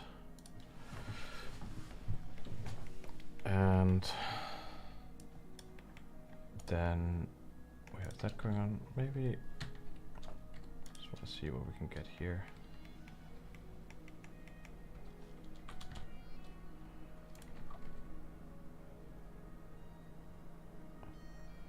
See if I can get something that's, yeah, that feels kind of interesting. Then I want to get the whatever this is here. I'm going to get that and put it into the height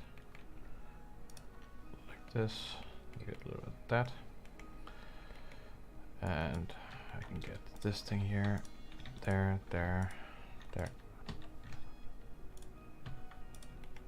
like that. And assign the variation to that. And the same thing with this thing. Assign.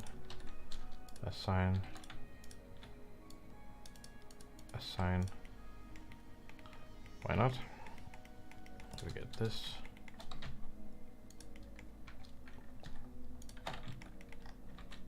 Scale. We get this kind of weird building. Yeah, we didn't get that far with like actually making the city, but we'll get there.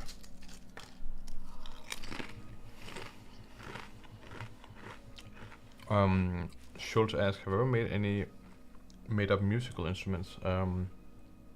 No, but I was thinking about doing like a band in the world where somebody uses like a theremin, but not a theremin, but something similar to a theremin. Just so that if ever there was a live action version of the show, you could have somebody playing on a theremin. And you know, I did look up like kind of obscure instruments like all of the times. A lot of weird like wind instruments. I watch Wintergartens, the guy with the marble machine thing. I watch his YouTube channel a lot just to learn about interesting ways of creating music.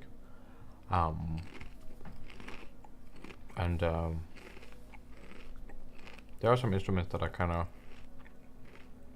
No, I saw this another YouTube channel with a guy who just makes up weird instruments, and some of them are really cool.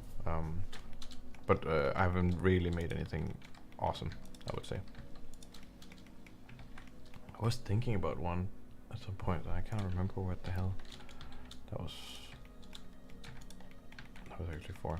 Okay, and then we got these slight faded lights here. I want to just bring those back into the forefront here.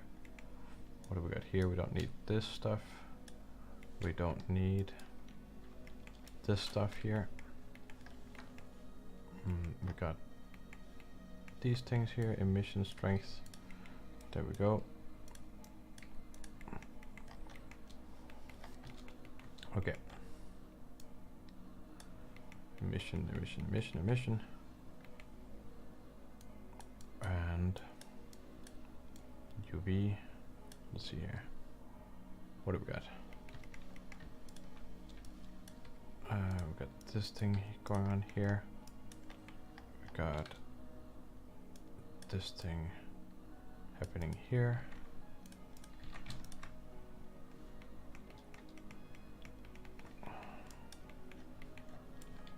Oh, I guess I destroyed the bricks with the light in them actually. Maybe we'll do this one with object. Why not? Create a lot of this kind of stuff here.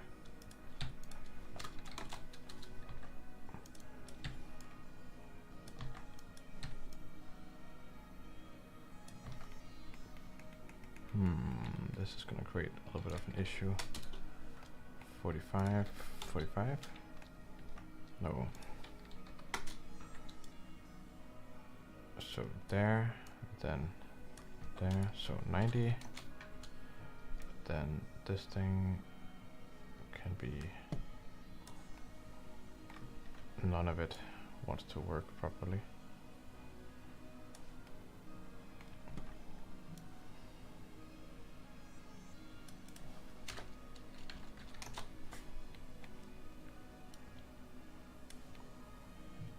Let's do that. Let's do like 15 degrees angle. We get some weird variation. We get this stuff here. Cool. Then I want to have that funnel into math multiply. There we go.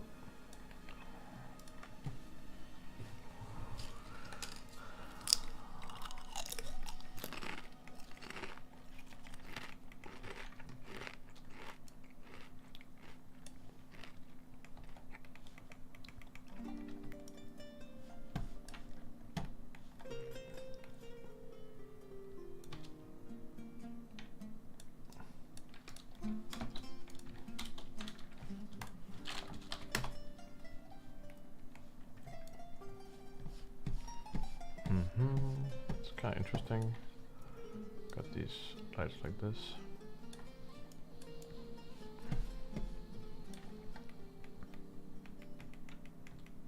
Yeah, I kind of like that. Then we just want to use this to create a little bit of bump.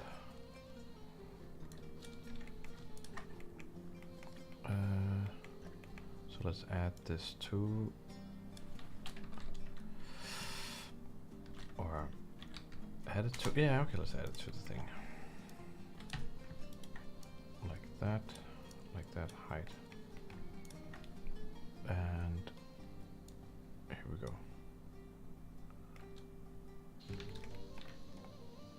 Then we get a little bit of variation like that. Cool. Then we have that. Then we kind of have two textures like that, and that's probably enough. That's pretty much how I did the buildings for everything you saw. Excuse me. In the other scene.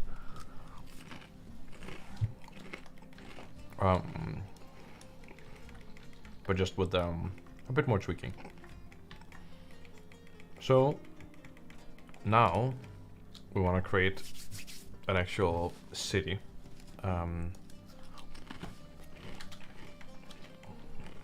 And the way we're going to do that is we're going to do a little bit of city planning. So I'm going to grab a plane. I'm going to first of all set my view to 10,000. We'll set this to 1.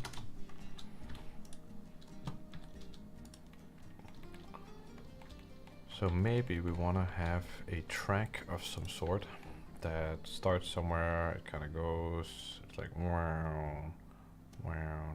It'd be cool if there's this kind of central thing. Maybe it loops in on itself, goes over, maybe it does something like that. Or it'd be cool if there was, I kind of want there to be some kind of central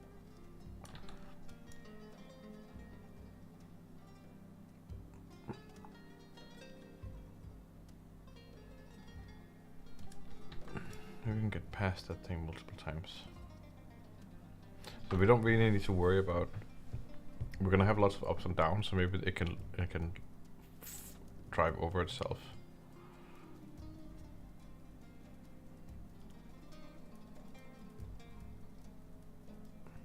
Oh, that's just a penis.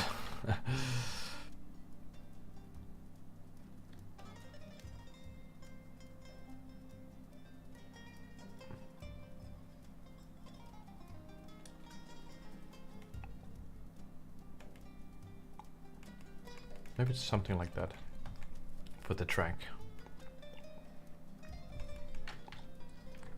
Okay, I want to plan that out with a curve.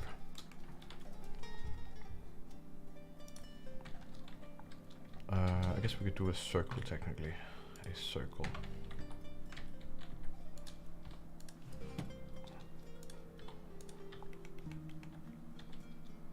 Then we can say that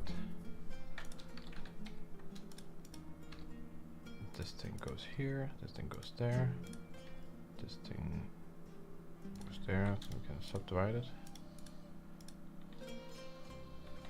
Maybe just a few steps to begin with.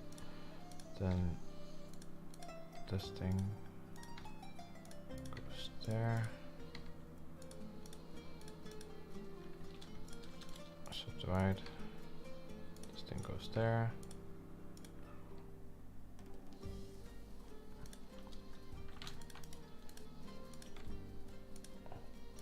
I guess this would be a lot easier if it wasn't a circle, but now I'm in the mess.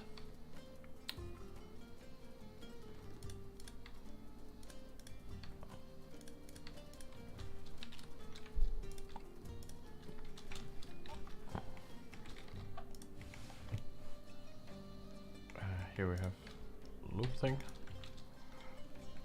Then we're gonna say connected.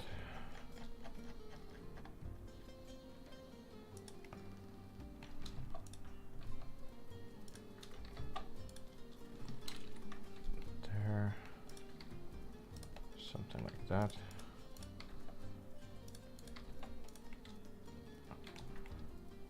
And that can kind of be the track-ish. Something like that. And just for display right now, we'll say geometry, say depth, like this, so we have a visual presentation of it. Okay, so we're gonna have something, this is a little bit tight, so maybe something here. It does feel like a lot would happen right here. So you could see all the things. So maybe we have like a central tower. So right now I'm planning out this like racing route. I want to do a racing city for the monowheels, and that's what's kind of going on right now. 64 maybe. Okay.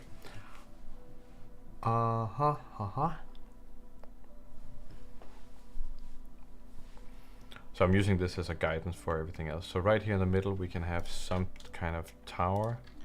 That can be our central tower for seeing everything. So we can start with that actually. I will take a building like this one and we'll say something like mirror, mirror, like this. We can do this, we can do like this. We can say -45. Then we can get this kind of thing going on. Do it like that.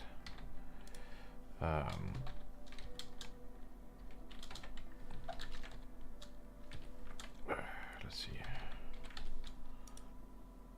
Can I do normal? No. 45. 45.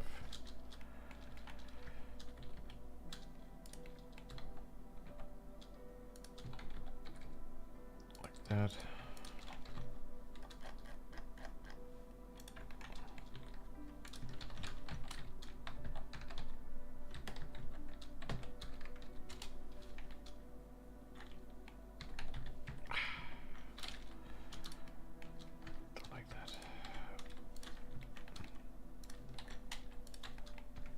Maybe let's bring this one in.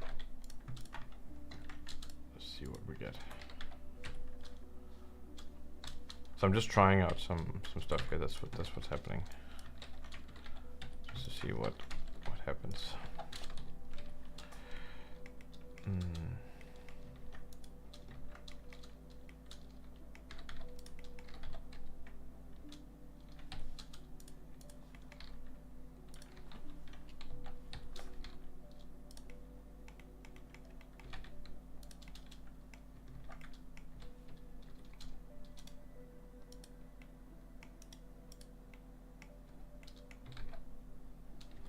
I want to create some kind of central tower, but I don't exactly know what it's supposed to look like, so I'm just trying out some shapes. I'm kind of thinking you can have a very interesting observation deck.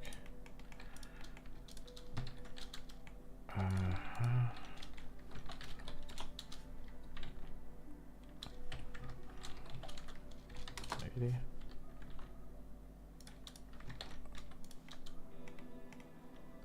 That does not feel good.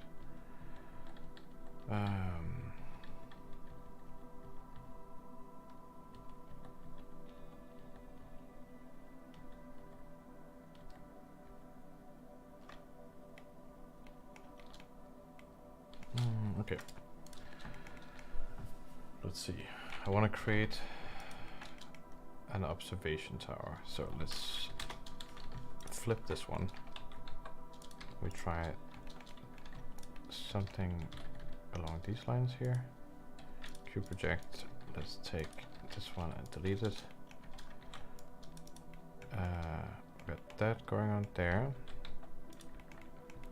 Maybe I can have this one come out further, like this here. Then we'll say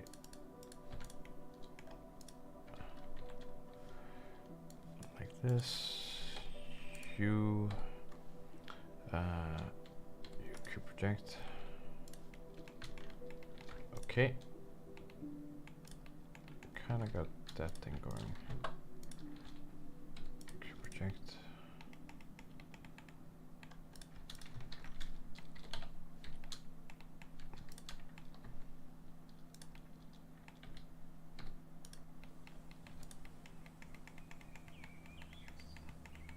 Okay, that could kind of work. I kind of want something that's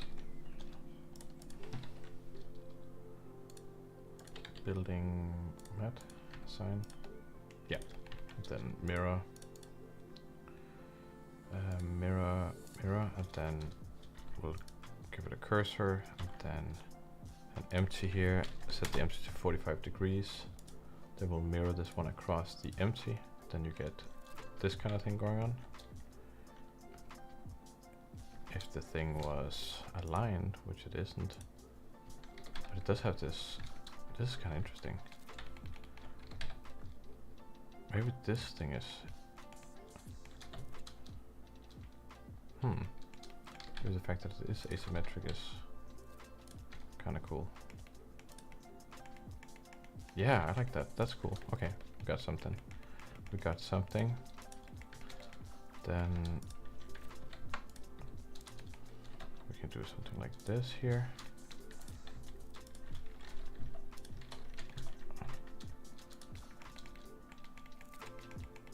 Got these two towers like this. Nice. And then we can do something along these lines here.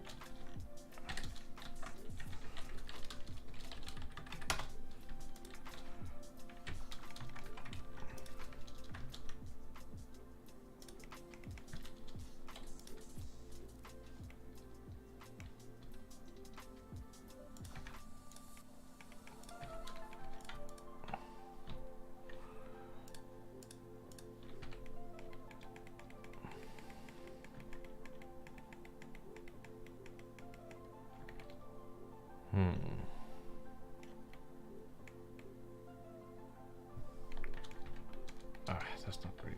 I can see now that's not what I want.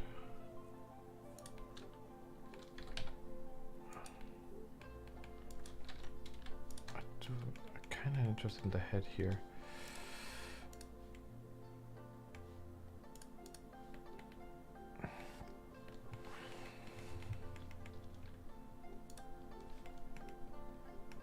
Yeah, okay, let's try that.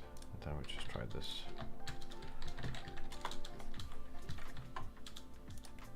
Try like a big structure underneath. Try this thing here.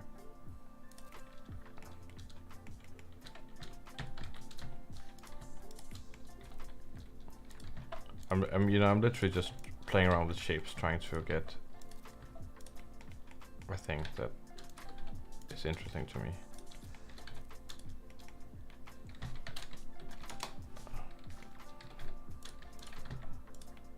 That can become this kind of observation tower.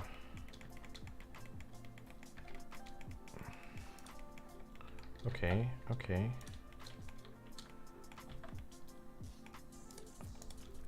And how high up is this right now?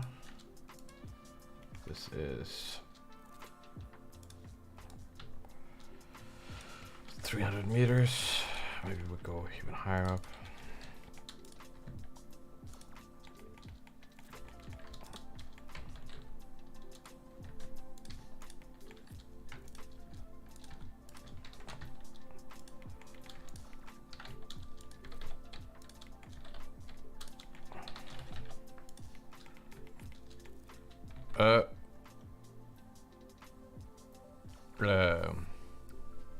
Daz, hello. Hamza, Critical Giants, how are babies made? You know, the bees and the flowers, that's all a lie.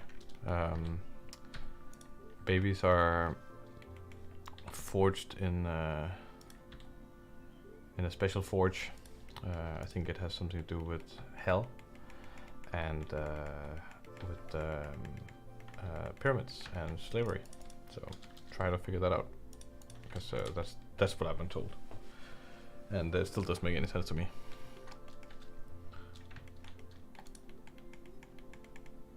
Okay.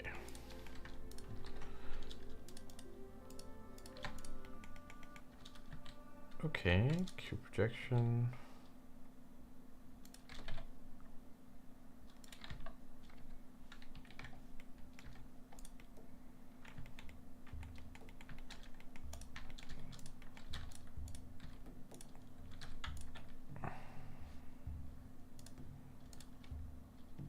Building mat there. Not a bar, I want building, dark building mat. There we go.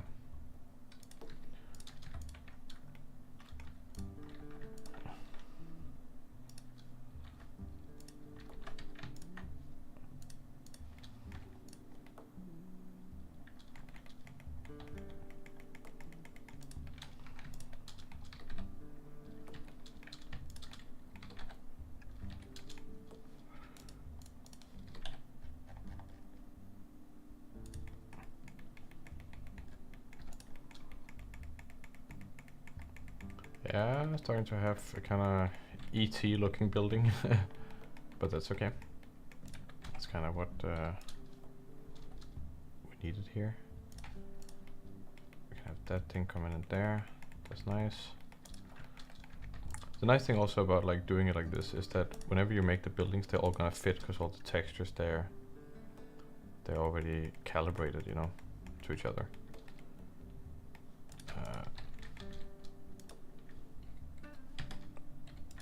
Projection. Okay, we got that kind of central building thing going on there. Maybe we can even, don't know what this one is doing there, but we could probably with this one also.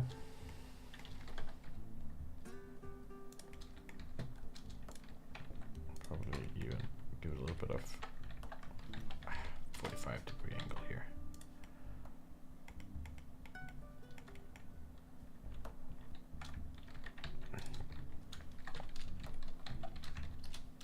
like that. That's what I want. Something along those lines. Yep. Oh. And then it is going like that. Okay. Then it can always be good to create a little bit of layering in the city. So we're gonna just create some slightly random shapes here, like this. Then I'm gonna set this to solidify. Just gonna do this here. Whoop. I'm gonna set this to maybe 30 to be honest. And then gonna create a few more of these.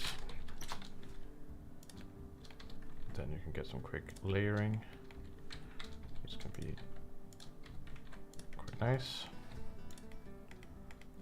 And a little bit of this kind of stuff. And we'll see it like this here. There we go. Then we could get this thing also. Just create a little bit more of a that.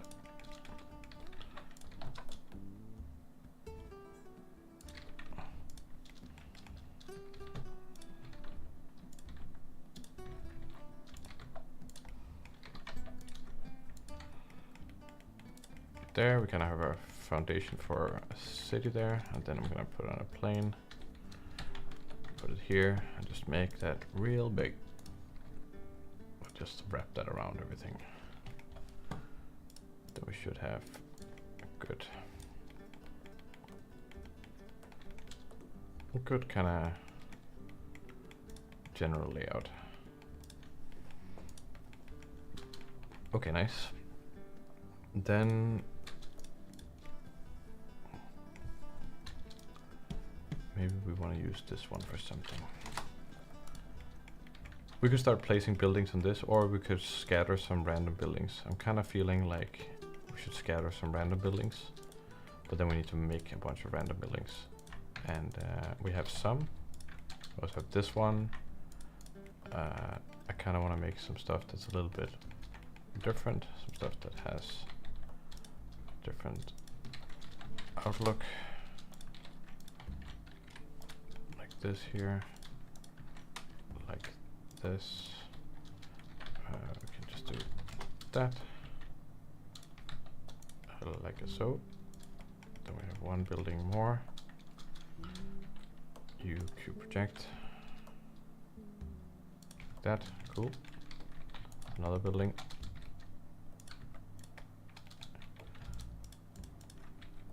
Scale, there we go. Then we could have another building, maybe like this, Control I, face.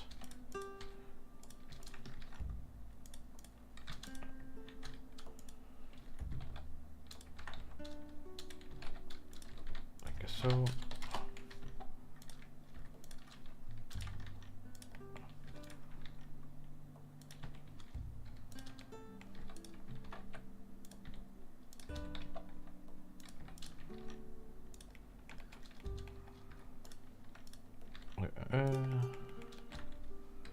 Project, there we go.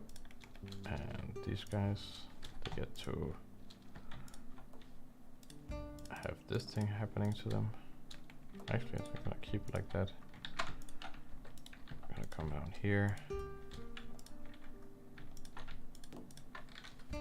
Faces. Nice. Intersect these guys, that's great. Could project.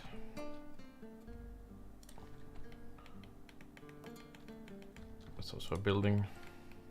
Okay.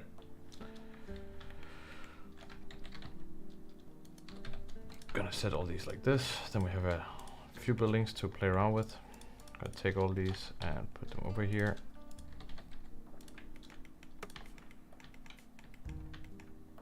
Yeah, so this is the layout with the road right there. It's just so I have something to guide the city building. I don't want to just do this thing where you just randomize everything. I want to have a little bit of a guide, and then I start having things like this plateau right here is screaming for some kind of special area. But now I kind of have something, so I know where to place my stuff within. Okay, I want to put some stuff on this plateau here. I want to be able to adjust the plateau. So let's do a new geometry node setup. So I'm going to create a new setup here. We're going to call it city generator. City gen. I'm going to find the thing here. Cool. And what we're going to do is that we're going to have a collection info. And that's going to be right there. And this thing is going to be called buildings.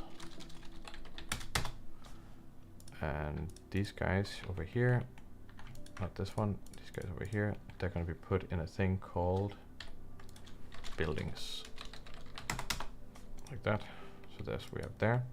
This thing, we only want the top of it. We want to generate only buildings on top of these surfaces, not on the sides. So we're going to do this thing called separate geometry. And then we're going to get a normal node. And we're gonna do exactly the same thing as we did in the shaders. We're gonna take the set, ramp it. There's a better way of doing this, but this works fine. Selection there. And then we have the selection. Then essentially we only get these top surfaces from this thing, which is what we want. We're gonna take this into a joint geometry like this. That's gonna go over here. Then on these ones, we're gonna say distribute. Nope, we're gonna say distribute points on faces. We're gonna see what that looks like. We're gonna get a lot of points now because it's set to 10. See here, there's many points. We do not need this many points. We don't even need this many points. We need probably like this many points. So we're gonna set just to see what we're doing, we're gonna set radius on the point radius here. We're gonna set this to 1, 5 even. So this is how many points we have right now. So this is already way too much. We're gonna take this here and we're gonna say multiply by 0.1, 0.1, 0.01, like that. Maybe even one extra 0. There we go. Then we're going to take this value and put it in here. I'm going to call this one density. Then we have that. Then we're going to, on these points, we are going to instance these guys. We are going to take this collection over here. In the editor, we're going to say buildings. We're going to set the density to 1. We are then going to take this collection and we're going to say separate children, reset children, and then we're going to set it to instance. We're going to say pick instance, then we're going to get all this stuff here. So that's great. And we can mess with the density, like this. Then we're starting to get this kind of stuff generated. And that's pretty good. Then to create some variation, we're gonna give it some random rotation, but it's not gonna be completely random. It's gonna be in steps of like 45 degrees. That gives a little bit of structure kind of. So we're gonna take in random value. Nope, a random value. It's gonna be in between. It's gonna be an integer in between this and 7. This is going to be multiplied by 45 because 360 divided by 8. So there's 8 steps here. 0, 1, 2, 3, 4, 5, 6, 7, 8. 7. So that's 8, and then 8 times 45 is 360. So then we'll have the full rotation.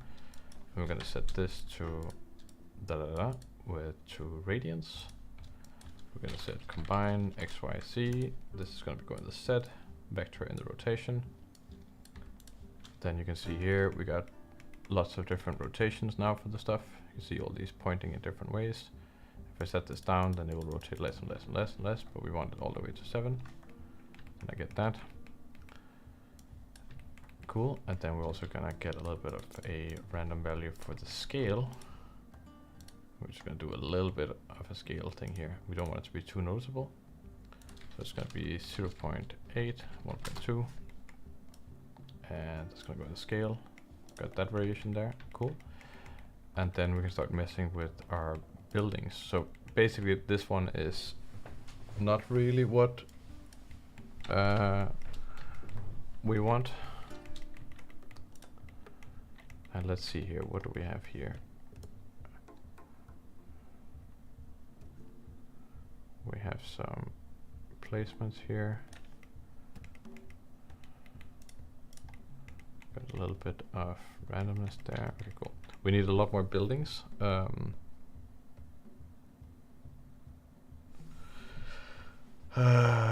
What did Marco? Sorry, Marco. Welcome to the stream. I've created and rigged an FPS arms in Blender. I want to animate directly on UE, but I'm having some trouble with skeleton control rig. Any suggestions? I have not used control rig in Unreal. For me, it's kind of unusable. I don't think it's good enough to use. The way I do it is just animating it in Blender and then exporting the animations separately.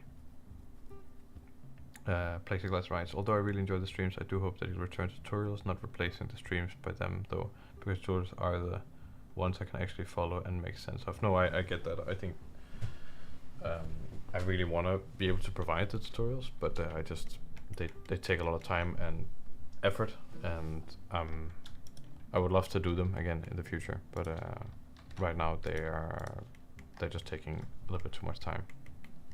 Sorry to disappoint. But this is very easy for me to just jump into. But we'll see in the future. But I don't want to promise anything in the near future.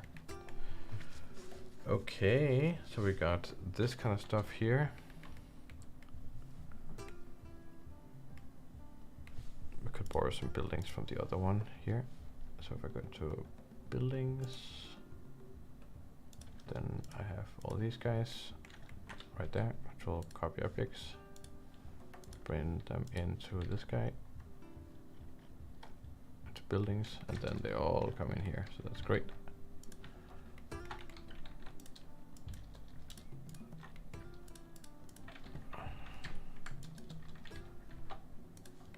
That is great.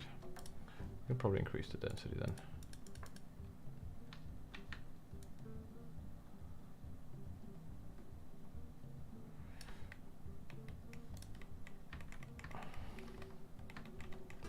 This kind of stuff. I think maybe this, and this can move from the scene collection. They're a little bit too special. Then we got this stuff going on. Seems a little bit more reasonable. This one is not great.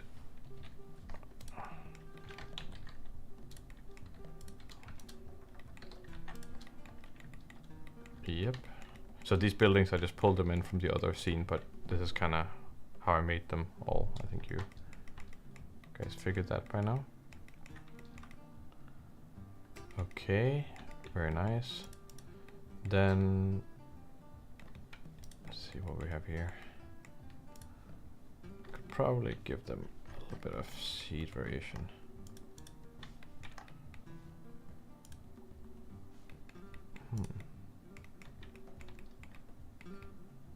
Yeah, kind of like some of the stuff that's going on here. Oh, that's cool. Vroom. Some things there.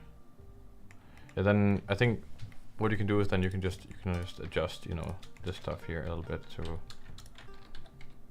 to the scenes. I want to create a texture for the ground.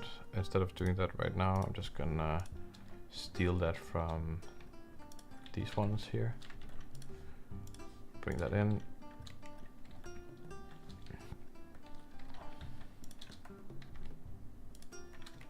Like that. I have this kind of weird texture that I made. So it was just like a mix here. Control link materials.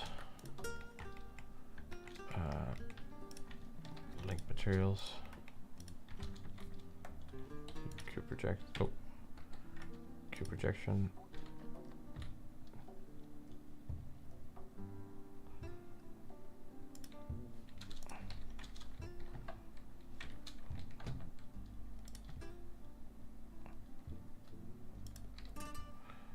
It's kind of nice with these planes, then you can make like little weird districts and stuff with just like colors. Maybe this thing can have the same copy modifiers. Oh, scale. This thing can have maybe something like this.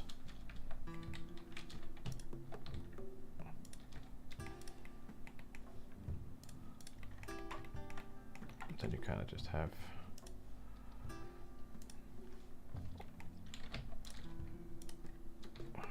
bring this in. And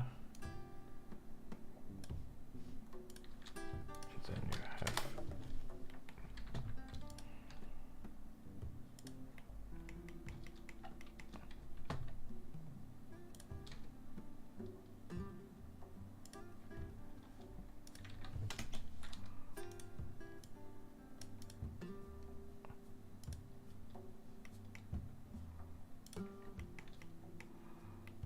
okay. I got that thing going. It's a little bit too noisy. I think we'll just remove this to concentrate on this central area here. But then what you can do is you can then take, you know, some of these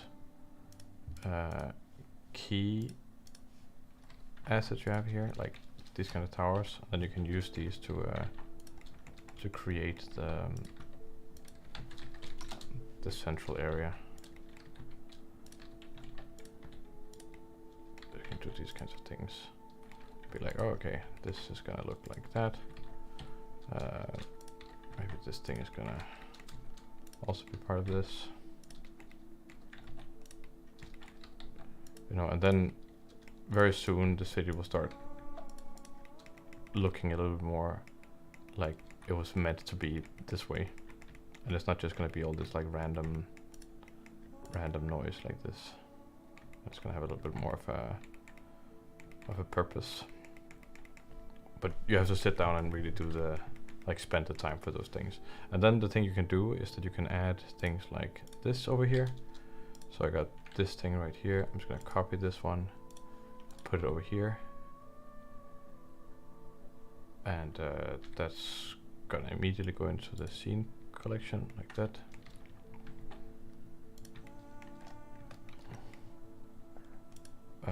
Holy smokes. So I got these balconies, and I got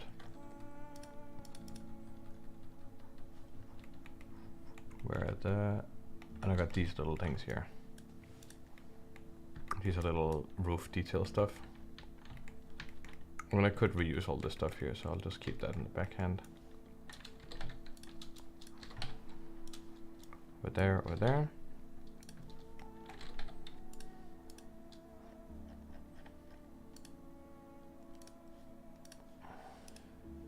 Okay, so what I have is that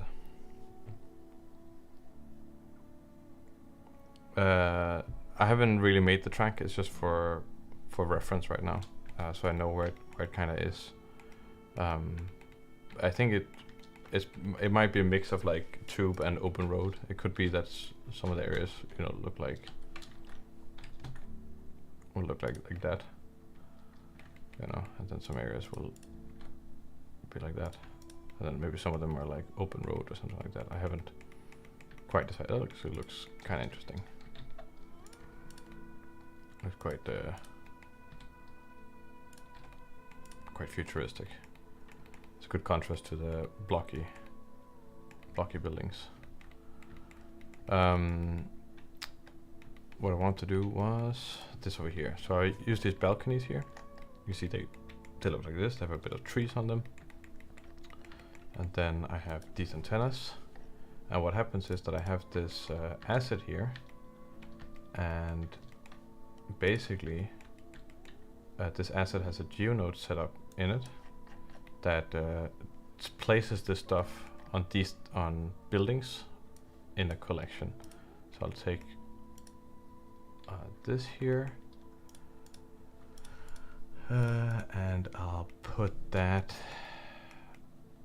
together with these guys here in a new collection called all builds. Or should I do it like that? No, because then they're also gonna go on this stuff here.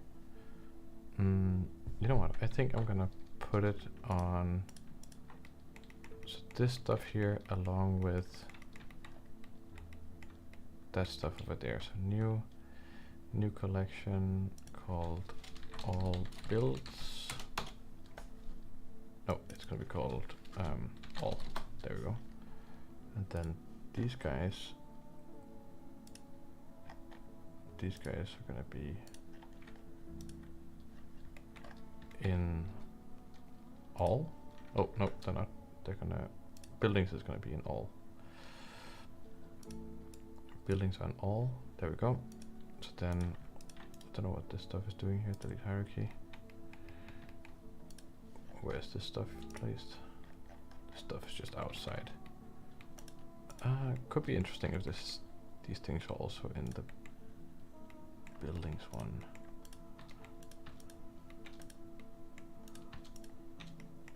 Oh, these are like special buildings. We'll keep those up there.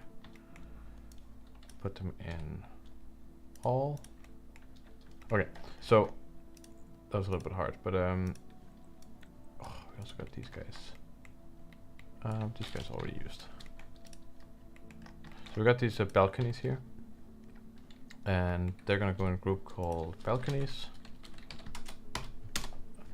and this is gonna go in a group called roof stuff. So we're gonna take our little object here. So I have this object called antennas. It's just a nothing. There's nothing on it. It's just for the geonodes. Then we're gonna set a collection. We're gonna set all. We're gonna set the stuff. We're gonna set the roof stuff. Then we're gonna set a thing for balconies. And what's gonna happen is that we're gonna place all these things on these objects here. You see, they just place the stuff, and then they also place some roof antenna stuff, like this kind of stuff. And the idea was actually to put it on everything, and that doesn't happen because it's just going on that stuff. Maybe it's because it goes on here. So maybe put this one in all. Then it goes on everything. It also goes on the ground.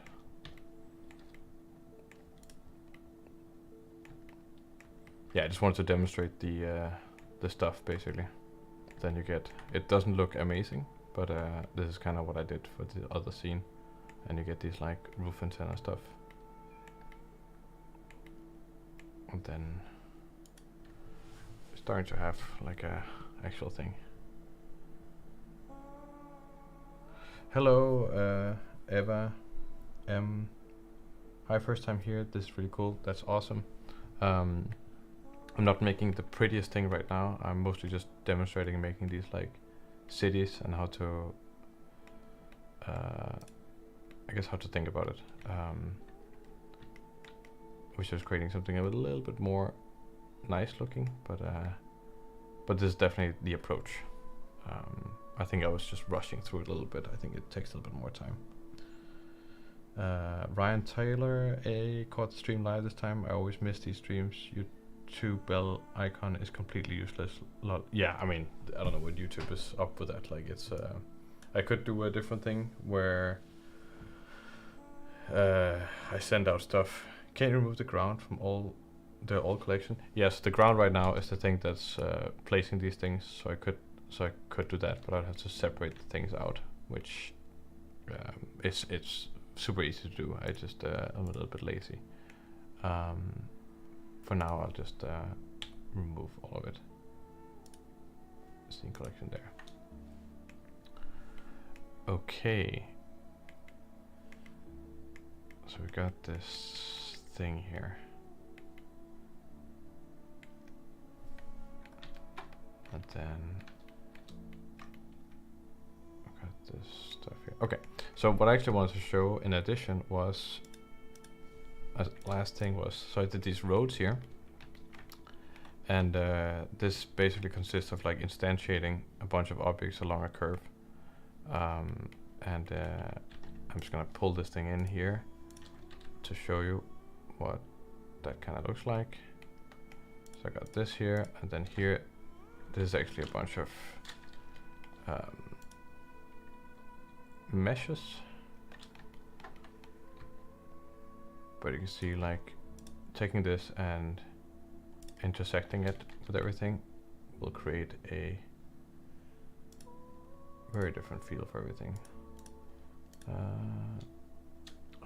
It's not casting a long enough shadow in Eevee. It's a little bit annoying. Shadow, scale the shadow maps 1000, 2000. Okay, nice. So see here we got all this stuff here. Okay, it's also scene collection. There we go.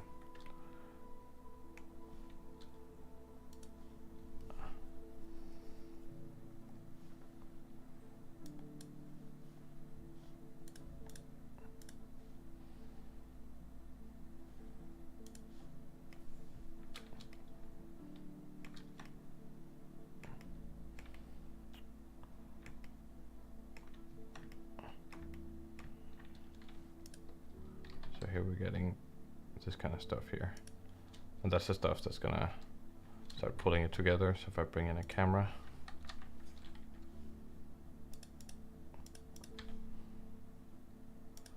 set the path to, whoop, give us a 2100 by 900.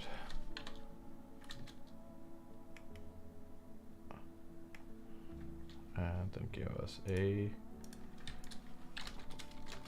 10,000 by 1.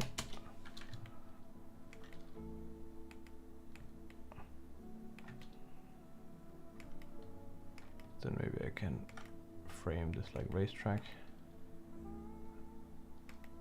or something like that. Let's just see.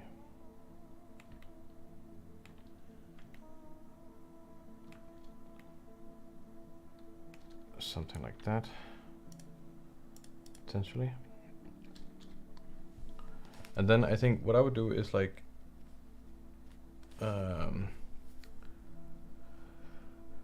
would like find a shot like this, and then I would define everything based on the shot, just as something to ground me to. I could be like, oh, okay, you know what? I want a bit more air in there.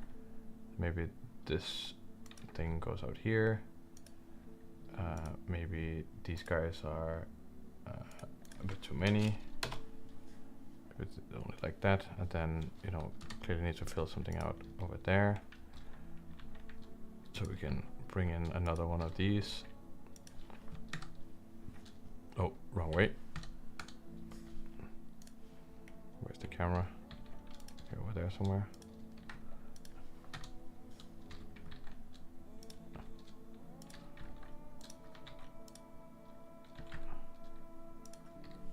Then I can have another one over here, filling that out. Increase the density to 1. Those kinds of things. I can say that, oh, actually I want a bit more roads. I can do like this. I can do something like that. And you wanna, you know, be a little bit more elegant with this stuff, like creating some genuine structure. But you can't do a lot.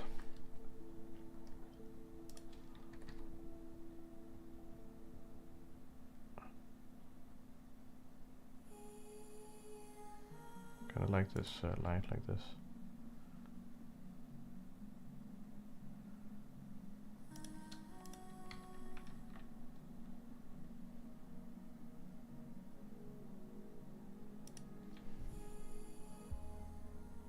a lot of roads going here.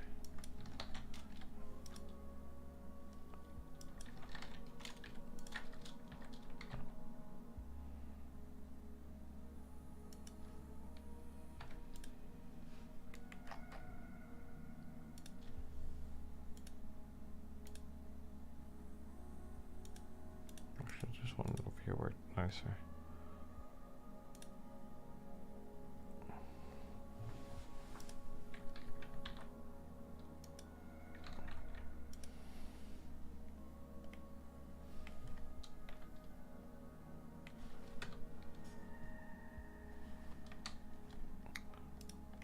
And then, you know, you want to start just like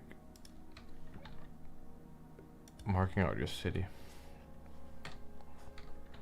with more interesting kind of special areas.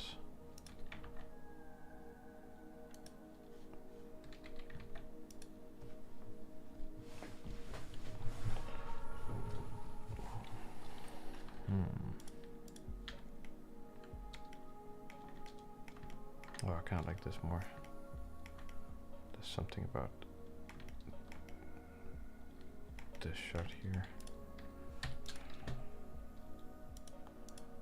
I don't know what's going on out there, but it's not supposed to be there in that way, but kind of liking it.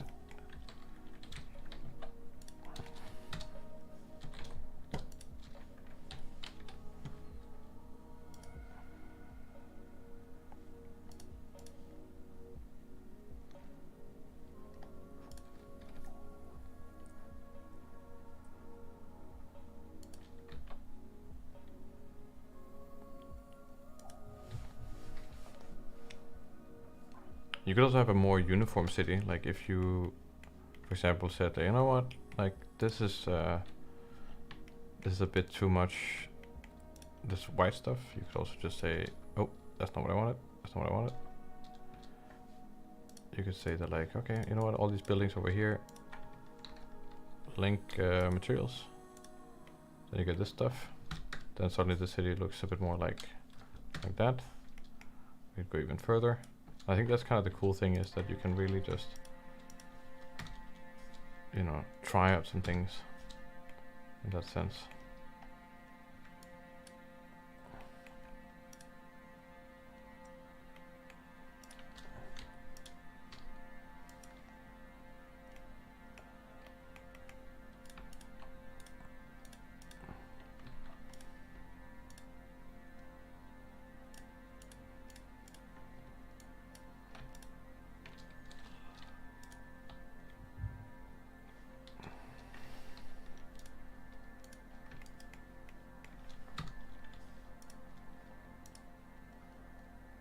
Those white ones really pop up a lot. Let's try link materials there. Still popping up a lot. Which one is it? Oh, it's this one. Link materials.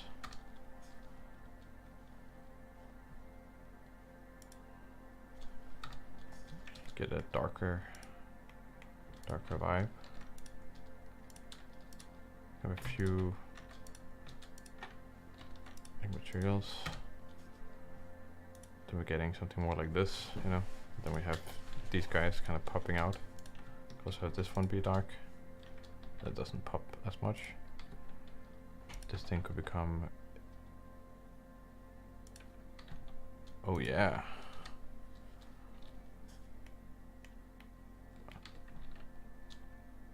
Yeah, I kinda like this.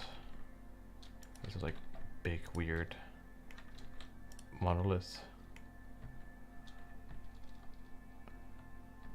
Oh, look at the roof. It's just a million antennas on it.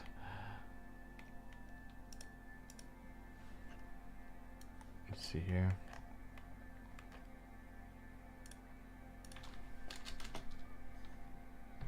So the balconies, I think the balconies can come a little bit lower.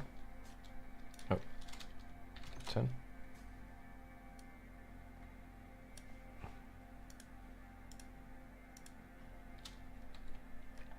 Wait, what?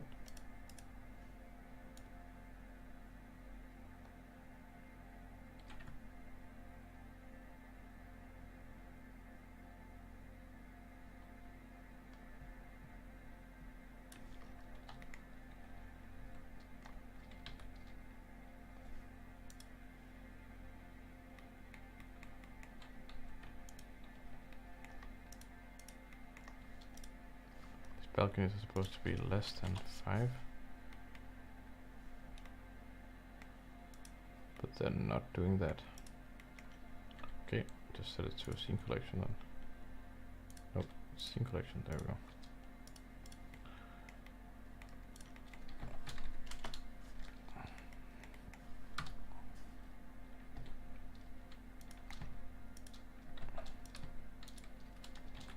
Oh, that's probably why. It was inserted into the ground. All. And then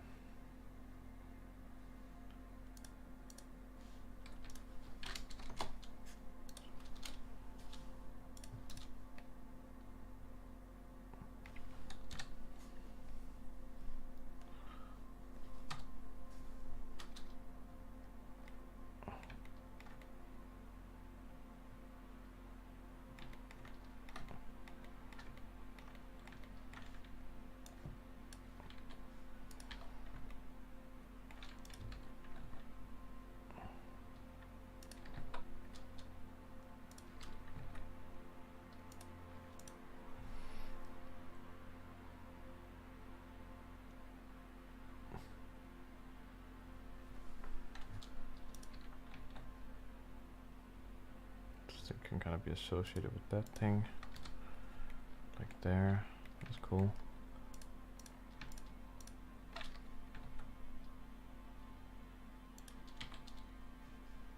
Timeline.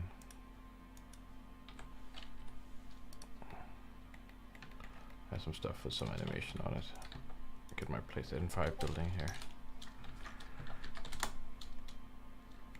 There we go.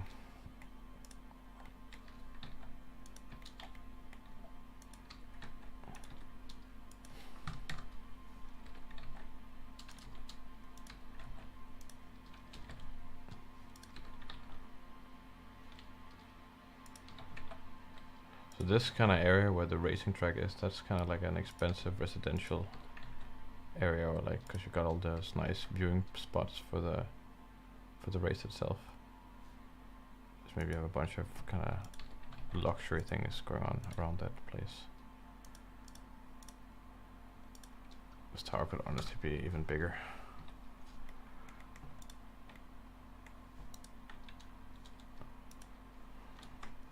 We should jump to the mesh. See, why not?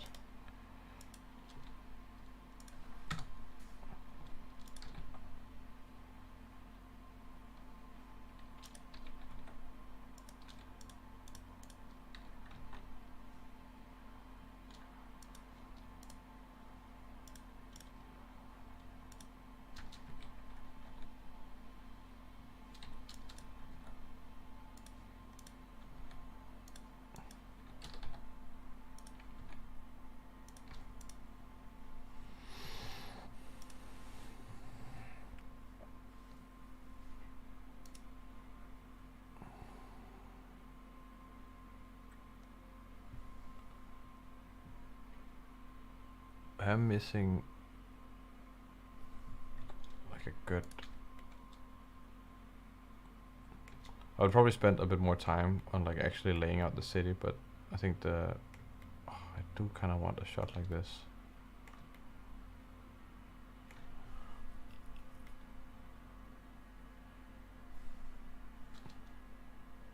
It's kind of a cool, weird structure, this thing. See, so this is the thing I mean about like the special area, like seeing the whole city, then this is the area that's really taking that attention. Everything is, I'm building everything around that area. You know, that's the part of, you know, that's the part of this district of the city that makes everything special and unique. And you want to accommodate everything to that in a weird way. You know, that's just what happens, is that we have something in the city special, like a stadium or like a government building or a park or something, and then everything is kind of sculpted a little bit around that, and then the stuff in between is a little bit more random because it's kind of individual plots and things. And here you got this kind of thing going on.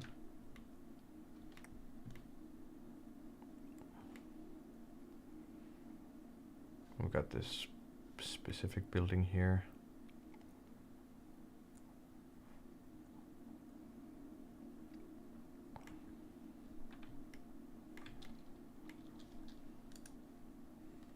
Let's try the camera here. I think I'm also gonna end the stream very soon.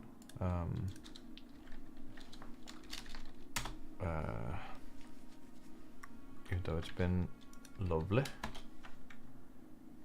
but I'm also not feeling like I'm creating the most amazingly interesting thing. Oh, that's the wrong camera.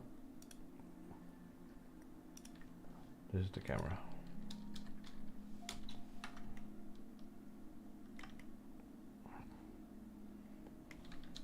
I really want this really warped thing.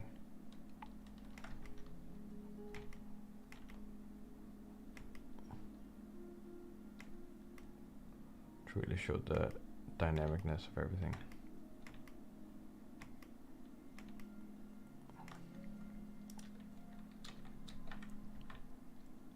And you can just take these plates of city and just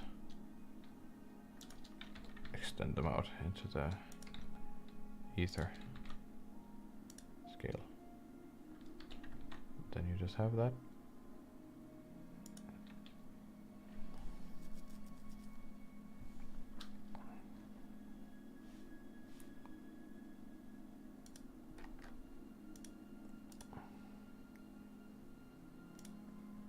Doop, doop. Buildings gone.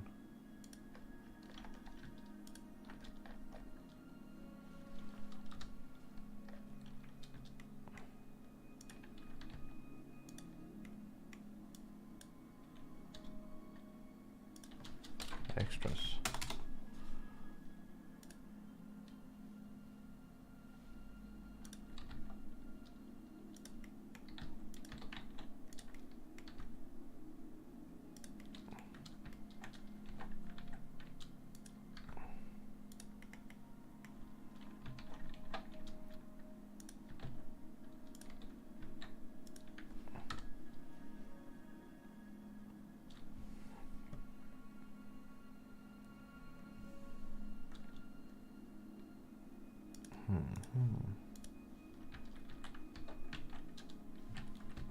Or actually, maybe even just duplicating this and putting it somewhere. Then you get these roads like that. You know, it's not too out there. It's not too out there. Does the city have a name?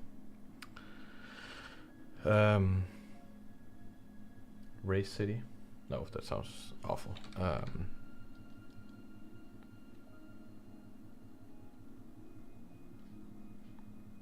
What's the city's name? Guys, in the chat, the people still here. The people still awake. What is the name of the city? We need a very good name for the city.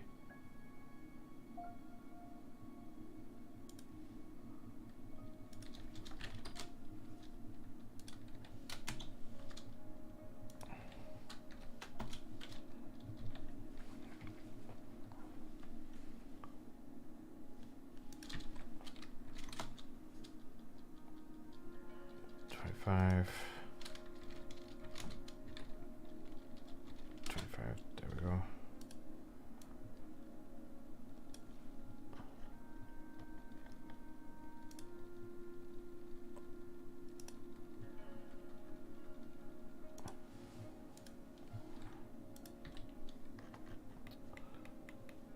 Okay, let's see here.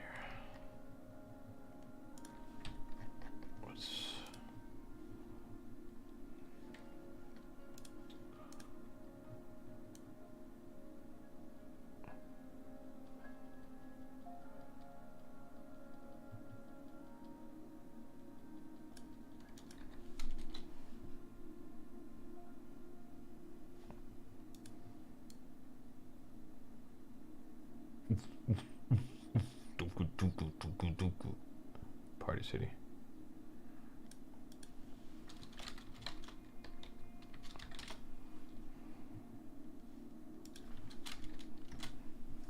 Lightspeed, some kind of... I mean, the city is not named after the sport. It's just the sport just exists in the city.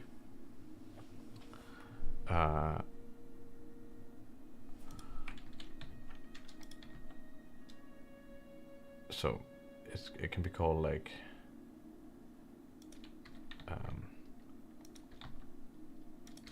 yeah, what's a good, how do you name cities, you know?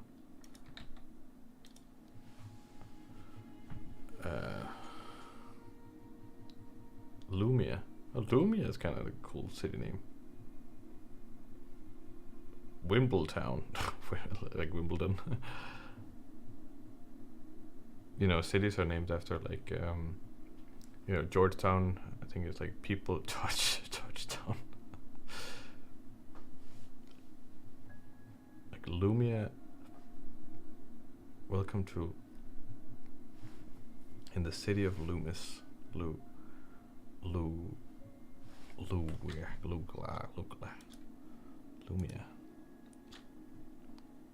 Wimbledon. Wimbletown. Maybe Wimble. Ah, Wimble. I don't like it. It's too whimsical. Touchdown.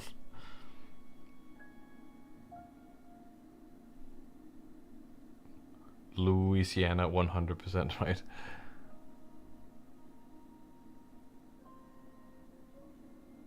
It's kind of like in Star Wars. There's some good city names for stuff in Star Wars. There's like Mos Eisley, and that's all I know.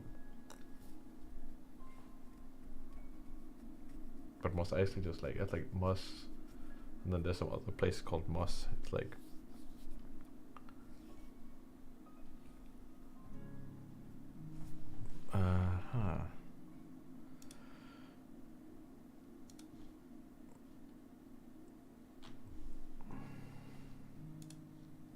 let's try 0.2.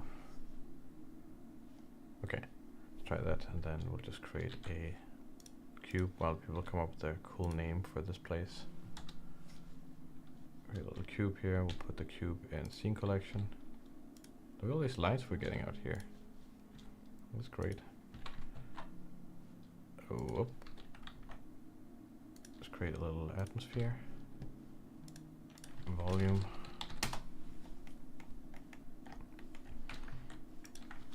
Principled volume, like that. Density 0.01. Noise, texture, math, multiply 0.01. Density 0.01. Wrap. Set of ease.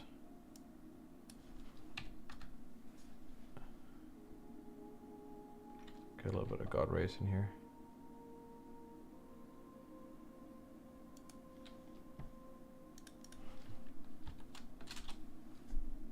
Oof, that's kind of cool.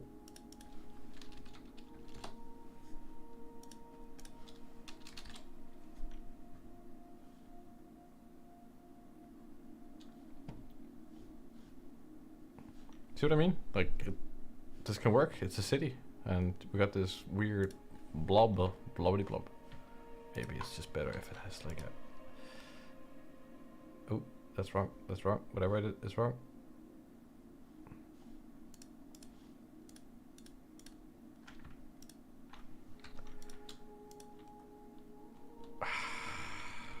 No, it needs its own material. This thing. I think that's the problem. Track. Then it can have this. Let's set it to. Wait, what?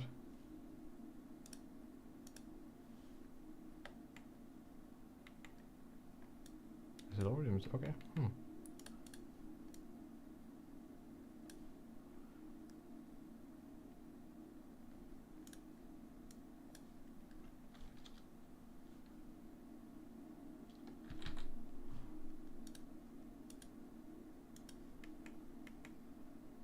Roughness.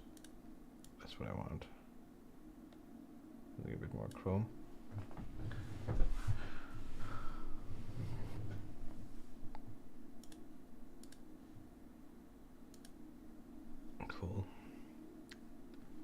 Moss Esp.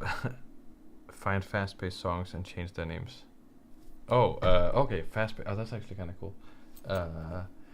Gas, gas, gas. So sag, sag, sag, or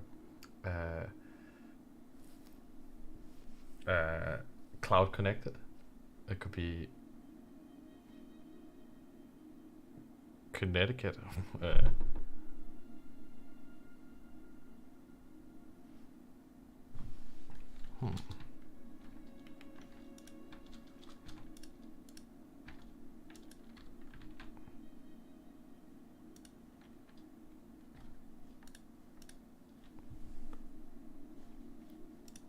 Look at the smog. The smog is awesome. I love the smog.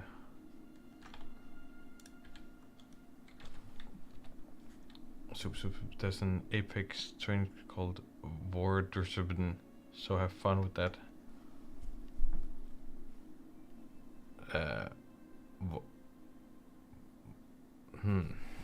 Vordspen? Vordspen? Or just Dorva? Okay, actually. Let's see here. I wonder if it needs one more step. Ooh, I just really like those rays there. Maybe the sun can provide a little bit of... it's too much. That's too little. Okay, actually. And then give me the thing for this thing, 3. Yeah, that's kind of cool.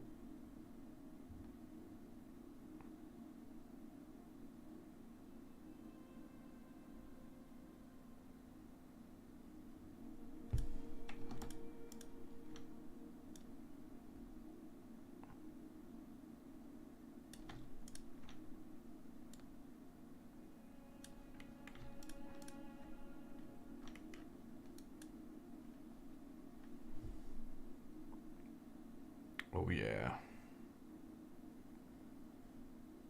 Like it needs a little bit more love. Like you got these quite rough areas here and stuff, you know. Oh, this is kind of cool. Or you want to introduce a few more of these things like around, just like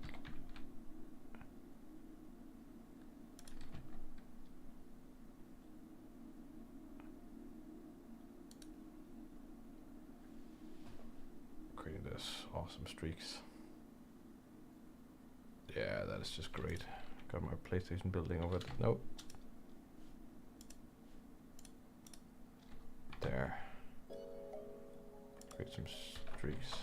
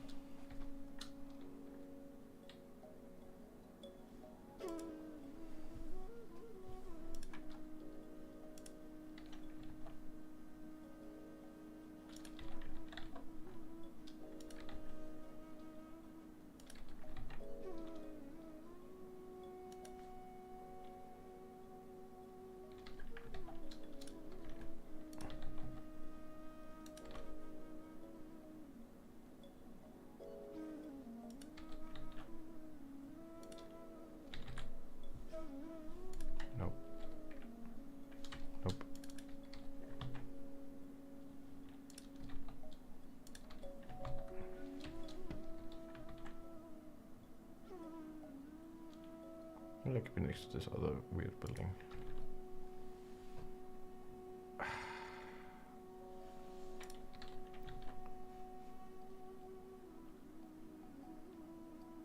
Yeah, actually this kind of works.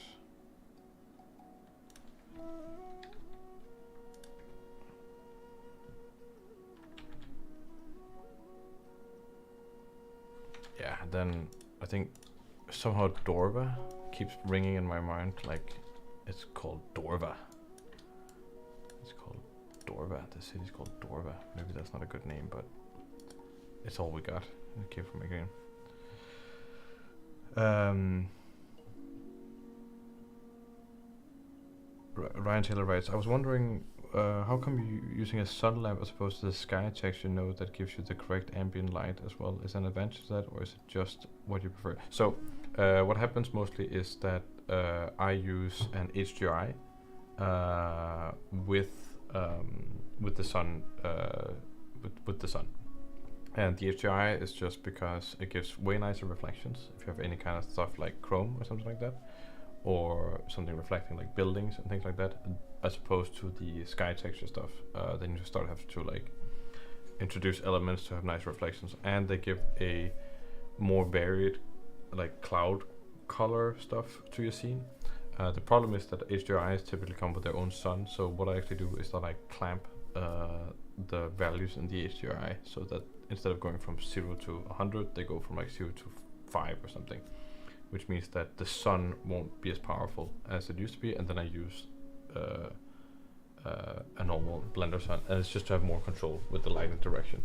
The sky texture doesn't provide the same amount of control for me. Okay, so I got this here now. I'm just gonna quickly just like run it into Photoshop.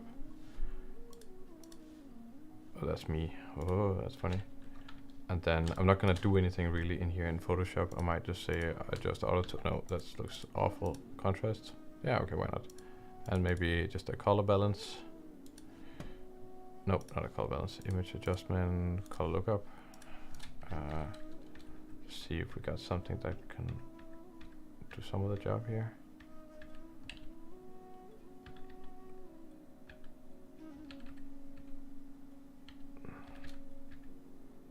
This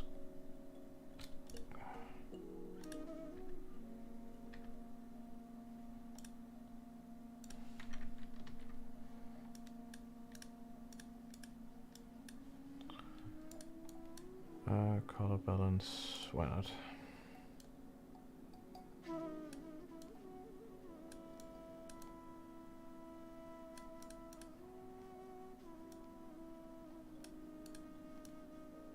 Shadows more like that.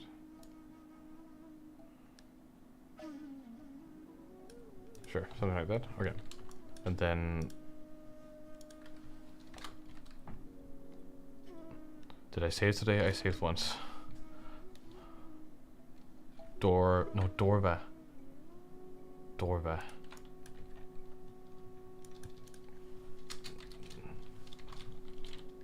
Dorness.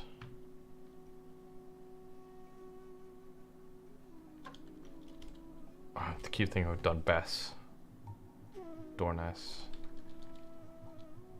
Door.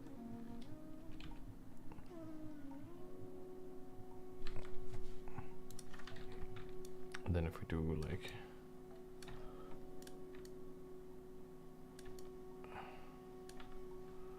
we do something like this.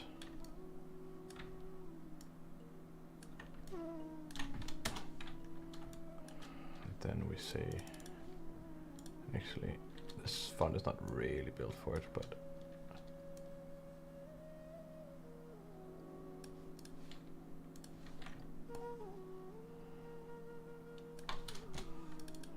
then we'll say, come on, blending mode, fuck off, stroke, inside, be very small.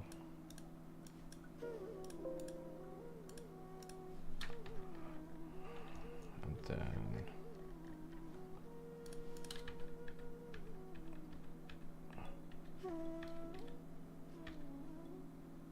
oh right, that doesn't work.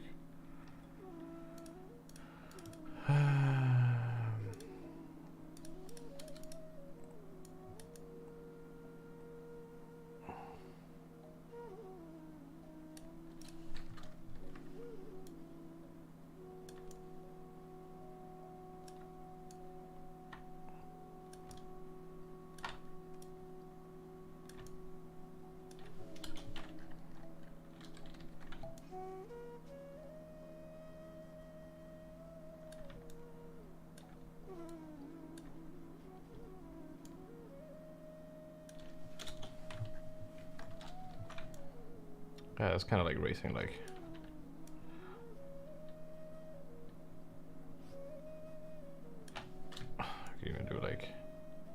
like that. Dornas. Mm.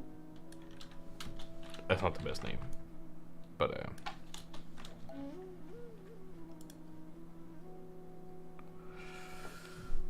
so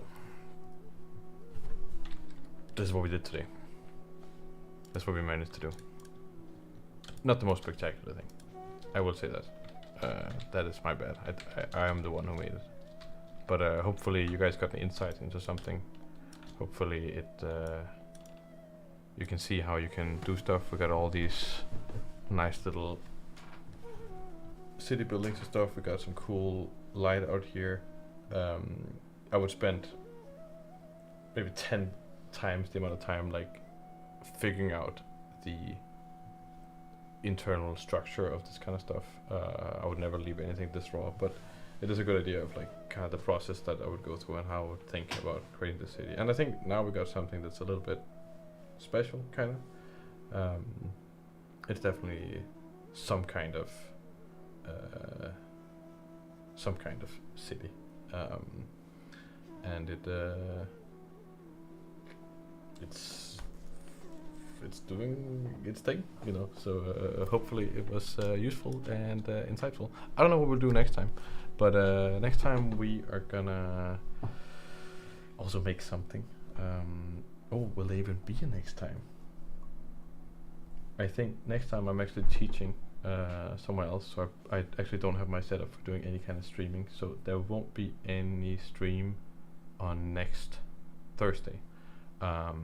So we'll have to do a catch-up stream on the maybe on the Saturday, so not this Saturday, but Saturday next week or the Sunday next week. I haven't decided yet, but it'll probably be Saturday next week. Either way, thank you for joining the stream, and we're just gonna end on some tax evasion tips. The way to evade taxes is to just keep going around this track all day long in your racer. Then you'll evade the taxes. You just keep going around; they'll never catch you. You know, I mean, they could stand somewhere, but we'll probably have to draw in an escape loop to so you can evade the taxes, or move to Monaco. Tax evasion, pretty good. Ground vehicles. Okay, yeah, let's do. Let's try ground vehicles. Mustache keeping tips. When? Oh, I do 0 mustache keeping. I only cut. I haven't used any cream or wax or anything ever in my life on my facial features, so I don't know. It looks like this. That's what it looks like, and then it's not even that nice. It's like that. Look, that's my mustache. And it's just the hair. It can also look ridiculously stupid, like. But then if you just kind of do this, then I think my hair is just so greasy and disgusting that naturally it it's just like this. So yeah, any case, thank you all for joining the stream. Thanks for watching. Next time we'll look at some ground vehicles. I think that sounds pretty damn fun. So see you around. Good night. Sleep tight. And all that jazz.